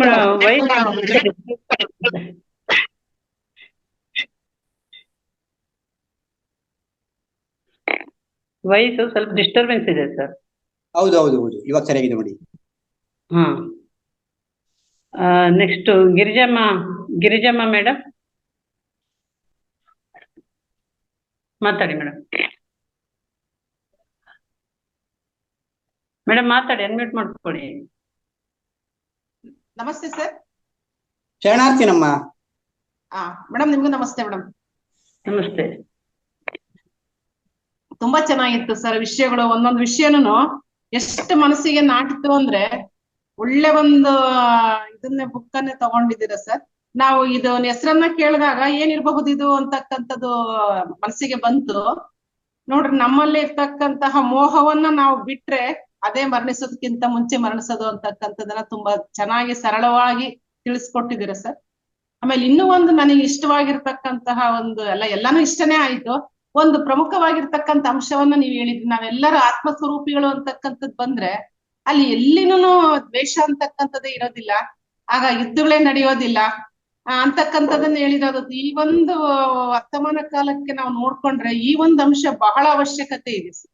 ಹೌದು ಸರ್. ಪ್ರಪಂಚದಲ್ಲಿರ್ತಕ್ಕಂಥವ್ರೆಲ್ಲರೂ ನಾವು ಆತ್ಮಬಂಧುಗಳು ಅಂತಕ್ಕಂತಹ ಭಾವನೆ ಬಂದ್ರೆ ಯಾವ ರಾಷ್ಟ್ರಗಳನ್ನು ಸೈನ್ಯವನ್ನ ಇಟ್ಕೊಳ್ತಕ್ಕಂಥ ಅವಶ್ಯಕತೆ ಇಲ್ಲ, ಶಸ್ತ್ರಾಸ್ತ್ರಗಳನ್ನ ಇಟ್ಕೊಳ್ತಕ್ಕಂಥ ಅವಶ್ಯಕತೆ ಇಲ್ಲ. ಈ ಭಾವನೆ ಅತಿ ಅವಶ್ಯ ಇದೆ ಸರ್ ಎಲ್ರಿಗೂ. ಅದಕ್ಕೆ ನಮ್ಮ ಪತ್ರಿಕೆ ಹೇಳ್ತಾರಮ್ಮ, ರಾಜಕಾರಣಿಗಳು ಆಧ್ಯಾತ್ಮಿಗಳಾಗ್ಬೇಕು, ಇಲ್ಲ ಆಧ್ಯಾತ್ಮಿಗಳು ರಾಜಕಾರಣಿಗಳಾಗ್ಬೇಕು ಅಂತ ಹೇಳ್ತಾರೆ ಪತ್ರಿಕೆಯವರು. ಹೌದು ಸರ್. ರಾಜಕಾರಣಿಗಳು ಆಧ್ಯಾತ್ಮಿಗಳಾಗ್ಬೇಕು, ಇಲ್ಲ ಆಧ್ಯಾತ್ಮಿಗಳು ರಾಜಕಾರಣ ಮಾಡ್ಬೇಕು, ಆವಾಗ ದೇಶ ಸುಭಿಕ್ಷವಾಗಿರುತ್ತೆ ಅಂತ ಹೇಳ್ತಾರೆ. ಬರುತ್ತೆ. ಪತ್ರಿಜಿ ಅವ್ರ ಕನಸು ಧ್ಯಾನ ಜಗತ್ ಆಗ್ತಾ ಇದೆ, ಪಿರಮಿಡ್ ಜಗತ್ ಆಗ್ತಾ ಇದೆ. ಅವ್ರು ಹೋದ್ರು ಕೂಡ, ಶರೀರ ಬಿಟ್ಟರು ಕೂಡ ವಿಪರೀತವಾಗಿ ಧ್ಯಾನಕ್ಕೆ ತುಂಬಾ ಜನ ಮಗಿ ಬೀಳ್ತಾ ಇದ್ದಾರೆ. ಹಂಗೆ ಪಿರಮಿಡ್ ಜಗತ್ತು ಕೂಡ ಆಗ್ತಾ, ಅದು ಕೂಡ ಆಗೋದ್ರಲ್ಲಿ ಏನು ಅರ್ಥ ಏನಿಲ್ಲ. ಅವ್ರು ಸಂಕಲ್ಪಗಳು ಏನಿರುತ್ತೆ ಅದು ಸತ್ಯಕಾಲ ಬಂದಿದೆ ಅಲ್ವಾ, ಸತ್ಯಯುಗ ಸಂಗಮ ಯುಗ. ಇದು ಹೋಗ್ಬೇಕು, ಇದು ಬರ್ಬೇಕು, ಆಗ್ತಾ ಇರುತ್ತೆ. ಹೋಗೋದು ಬರೋದು ಸತ್ಯಯುಗ ಬರ್ತಾ ಇರುತ್ತಮ್ಮ. ಥ್ಯಾಂಕ್ ಯು ನಮ್ಮ. ಒಳ್ಳೆ ವಿಷಯಗಳನ್ನ ಹೇಳಿದ್ರಿ ಸರ್. ತುಂಬ ಹೃದಯದ ಧನ್ಯವಾದಗಳು ಸರ್ ನಿಮ್ಗೆ. ಥ್ಯಾಂಕ್ ಯು ಶರಣಾರ್ಥಿ. Thank you sir. Thank you madam. Thank you Girijamma madam. Master ಮತ್ತೆ ಯಾರಾದ್ರೂ ಮಾತಾಡ್ತೀರಾ? ಇಷ್ಟೊಂದು ಅದ್ಭುತವಾದ ವಿಷಯವನ್ನು ಸರ್ ಹೇಳಿದ್ದಾರೆ. ನಾವ್ ಎಷ್ಟು ಕೇಳಿದ್ರು ಕಡಿಮೆ ಸರ್. ನಿಜವಾಗ್ಲೂ ಎಷ್ಟು ಚೆನ್ನಾಗಿ ಹೇಳಿದ್ರಿ ನೀವು. ಈಗ ಸರ್ ನೀವು ಒಂದೊಂದೊಂದು ಪ್ರಶ್ನೆ, ಈಗ ಸೈಲೆಂಟ್ ಮಾಡ್ಬೇಕು ಅಂದ್ರಲ್ಲ ಸರ್, ಈಗ ನಾವು ಮ್ಯೂಸಿಕ್ ಮೆಡಿಟೇಷನ್ ಮಾಡ್ತೀವಿ, ಅದನ್ನ ಕೇಳ್ತಾ ನಮ್ಗೆ ಸ್ವಲ್ಪ ಡೀಪ್ ಸ್ಟೇಟಿಗೆ ಹೋಗ್ತೀವೇನೋ ಅಂತ ಅನ್ಸುತ್ತೆ. ಸೈಲೆಂಟ್ ಮೆಡಿಟೇಷನ್ ಮಾಡ್ತಾ ಇದ್ರೆ ಏನೇನೋ ಅನ್ಸುತ್ತೆ ನಿಮಗೆ ಸರ್. ಹೌದೇ, ಅದು ಮ್ಯೂಸಿಕ್ ಸ್ವಲ್ಪ ಸಮಯ ಮಾತ್ರ ಇಟ್ಕೋಬೇಕು. ಮ್ಯೂಸಿಕ್ ಅದು ಅಭ್ಯಾಸ ಆಗೋಗ್ಬಿಟ್ಟಿದೆ ನಿಮ್ಗೆ. ಮ್ಯೂಸಿಕ್ ಇಟ್ಕೊಂಡು ಏನಾಗುತ್ತೆ ಗೊತ್ತೇ ನಮ್ಮ, ಮ್ಯೂಸಿಕ್ ಪತ್ರಿಜಿ ಅವ್ರು ಏನಕ್ಕೆ ಇಡಿಸ್ತಾರೆ ಅಂದ್ರೆ, ಮ್ಯೂಸಿಕ್ ಪತ್ರಿಜಿ ಅವ್ರ ಮನೆ ಪ್ಯಾರವರ ನಡೆಯೋದು ಸ್ವಲ್ಪ ದಿನ ಮಾತ್ರನೇ. ಮ್ಯೂಸಿಕ್ ಇಟ್ರೆ ಮನ್ಸು ಶೂನ್ಯ ಆಗಲ್ಲ. ಕೇಳ್ತೀರಾ? ಮನಸ್ಸು ಮ್ಯೂಸಿಕ್ ಮೇಲೆ ಇರುತ್ತೆ, ಬಟ್ ಶೂನ್ಯ ಆಗಲ್ಲ. ಮನಸ್ಸು ಶೂನ್ಯ ಆಗದಿದ್ರೆ ಎನರ್ಜಿ ಬರಲ್ಲ. ವಿಶ್ವಮಯ ಪ್ರಾಣಶಕ್ತಿ ಬರ್ಬೇಕು ಅಂದ್ರೆ ಮನಸ್ಸು ಶೂನ್ಯ ಆದ್ರೇನೆ ಮನೋಲ್ಲಾಸ ಇರುತ್ತೆ. ಮ್ಯೂಸಿಕ್ ಕೇಳಿದಾಗ ಮನೋಲ್ಲಾಸ ಇರುತ್ತೆ, ಆತ್ಮಕ ಆನಂದ ಇರಲ್ಲ. ಆತ್ಮ ಆನಂದ ಅಂದ್ರೆ ಶೂನ್ಯದಲ್ಲಿ ಇರ್ಬೇಕು. ಸ್ವಲ್ಪ ಸಮಯ ಇಟ್ಕೊಂಡು ಆಮೇಲೆ ಪ್ರಾಕ್ಟೀಸ್ ಮಾಡ್ಕೊಳ್ಳಿ. ನಾನು ಹಂಗೆ ಪ್ರಾಕ್ಟೀಸ್ ಮಾಡ್ಕೊಂಡಿದ್ದು. ನಾನು ಕೂಡ ಮೊದಲು ಮ್ಯೂಸಿಕ್ ಇದು ಮಾಡ್ಕೊಂತ ಇದ್ದೆ, ಏನೋ ಡಿಸ್ಟರ್ಬೆನ್ಸ್ ಇರ್ತಾ ಇತ್ತು. ಆಮೇಲೆ ತಟವರ್ತಿ ಅವ್ರ ಕ್ಲಾಸ್ ಕೇಳಿದ್ಮೇಲೆ ನಾನು ಮ್ಯೂಸಿಕ್ ಬಿಟ್ಬಿಟ್ಟೆ. ಸ್ವಲ್ಪ ಸಮಯ ಹೊಸಬರ್ಗ್ ಬೇಕು, ಸ್ವಲ್ಪ ಸಮಯ ಇಟ್ಕೊಂಡು ಆಮೇಲೆ ಕಡಿಮೆ ಮಾಡ್ಕೊಂಡ್ರೆ ಏನು ಪ್ರಾಬ್ಲಮ್ ಇಲ್ಲ. ಅಭ್ಯಾಸ ಮಾಡ್ಕೋಬೋದಮ್ಮ. ಆಗ್ಲೇ ಮನಸ್ಸು ಶೂನ್ಯ ಆಗುತ್ತೆ. ತಟವರ್ತಿಯವ್ರು ಒಂದು ಪುಸ್ತಕನೇ ಬರ್ದಿದ್ದಾರೆ, ಗೈಡಿಂಗ್ ಮ್ಯೂಸಿಕ್ ಯಾಕೆ ಧ್ಯಾನ ಇಲ್ಲ ಅಂತ ಅಲ್ವಾ? ಓಕೆ ನಮ್, thank you. Thank you sir. ನಮಸ್ತೆ ಮೇಡಮ್. ಅದು ಮಾತಾಡ್ಬೋದಾ ಮೇಡಮ್? ಸರ್ ಹೇಳಿದ್ರಲ್ಲ ಹಂಗೆ ನಮ್ಗೆ ಮ್ಯೂಸಿಕ್ ಸ್ವಲ್ಪ ಟೈಮ್ ಮಾತ್ರ ಕೇಳಿಸ್ತಾ ಇರುತ್ತೆ. ಸುಮ್ನೆ ಹಿಂಗ ಆ ಕಡೆ ಈ ಕಡೆ ವಾಲ್ತಾ ಇರ್ತೀವಿ. ಅದು ವಾಲ್ತಾ ಇರ್ಬೇಕಾದ್ರೆ ಮ್ಯೂಸಿಕ್ ಕೇಳಲ್ಲ, ಮತ್ತು ಬಿಟ್ಬಿಟ್ಟಿರ್ತೀವಿ ನಾವು. ಮತ್ತೆ ನೀವ್ ಎತ್ತಿಸ್ಕೊಳ್ಳುವಾಗ ಕೈಯೇ ಬಿಡ್ಸ್ಕೊಳಕ್ ಆಗಲ್ಲ, ಕಣ್ಣೇ ಬಿಡಕ್ ಆಗಲ್ಲ, ಆತರ ಆಗ್ತಾ ಇರುತ್ತೆ. ಅದು ಆತರ ನಾವು ಆಳ್ವಾಗ ಹೋಗಿರ್ತೀವಿ ಅನ್ಸುತ್ತೆ. ಅದು ಅಪರೂಪ ಆತರ ಆಗಲ್ಲ. ಮ್ಯೂಸಿಕ್ ಮೇಲೆ ಸ್ವಲ್ಪ ಹೋಗಿ ಇದಾದಾಗ್ಲೇನೆ ಒಂದೊಂದ್ ದಿವಸ ಮಾತ್ರ ಆತರ ಆಗುತ್ತೆ. ನಾವಾಗಿ ನಾವು ಕೂತ್ಕೊಂಡು ಧ್ಯಾನ ಮಾಡೋಣ ಅಂದ್ರೆ ಅದು ಆಗಲ್ಲ. ಅದು ಮ್ಯೂಸಿಕ್ ಅಭ್ಯಾಸ ಮಾಡ್ಕೊಳ್ಳಿ. ಓಕೆ ನಮ್ಮ, ಸ್ವಲ್ಪ ಸಮಯ ಇಟ್ಕೊಂಡು ಆಮೇಲೆ ಅಭ್ಯಾಸ ಮಾಡ್ಕೊಳ್ಳಿ. ಓಕೆ ನಮ್ಮ, ಥ್ಯಾಂಕ್ ಯು. ಧನ್ಯವಾದಗಳು ಸರ್. Thank you.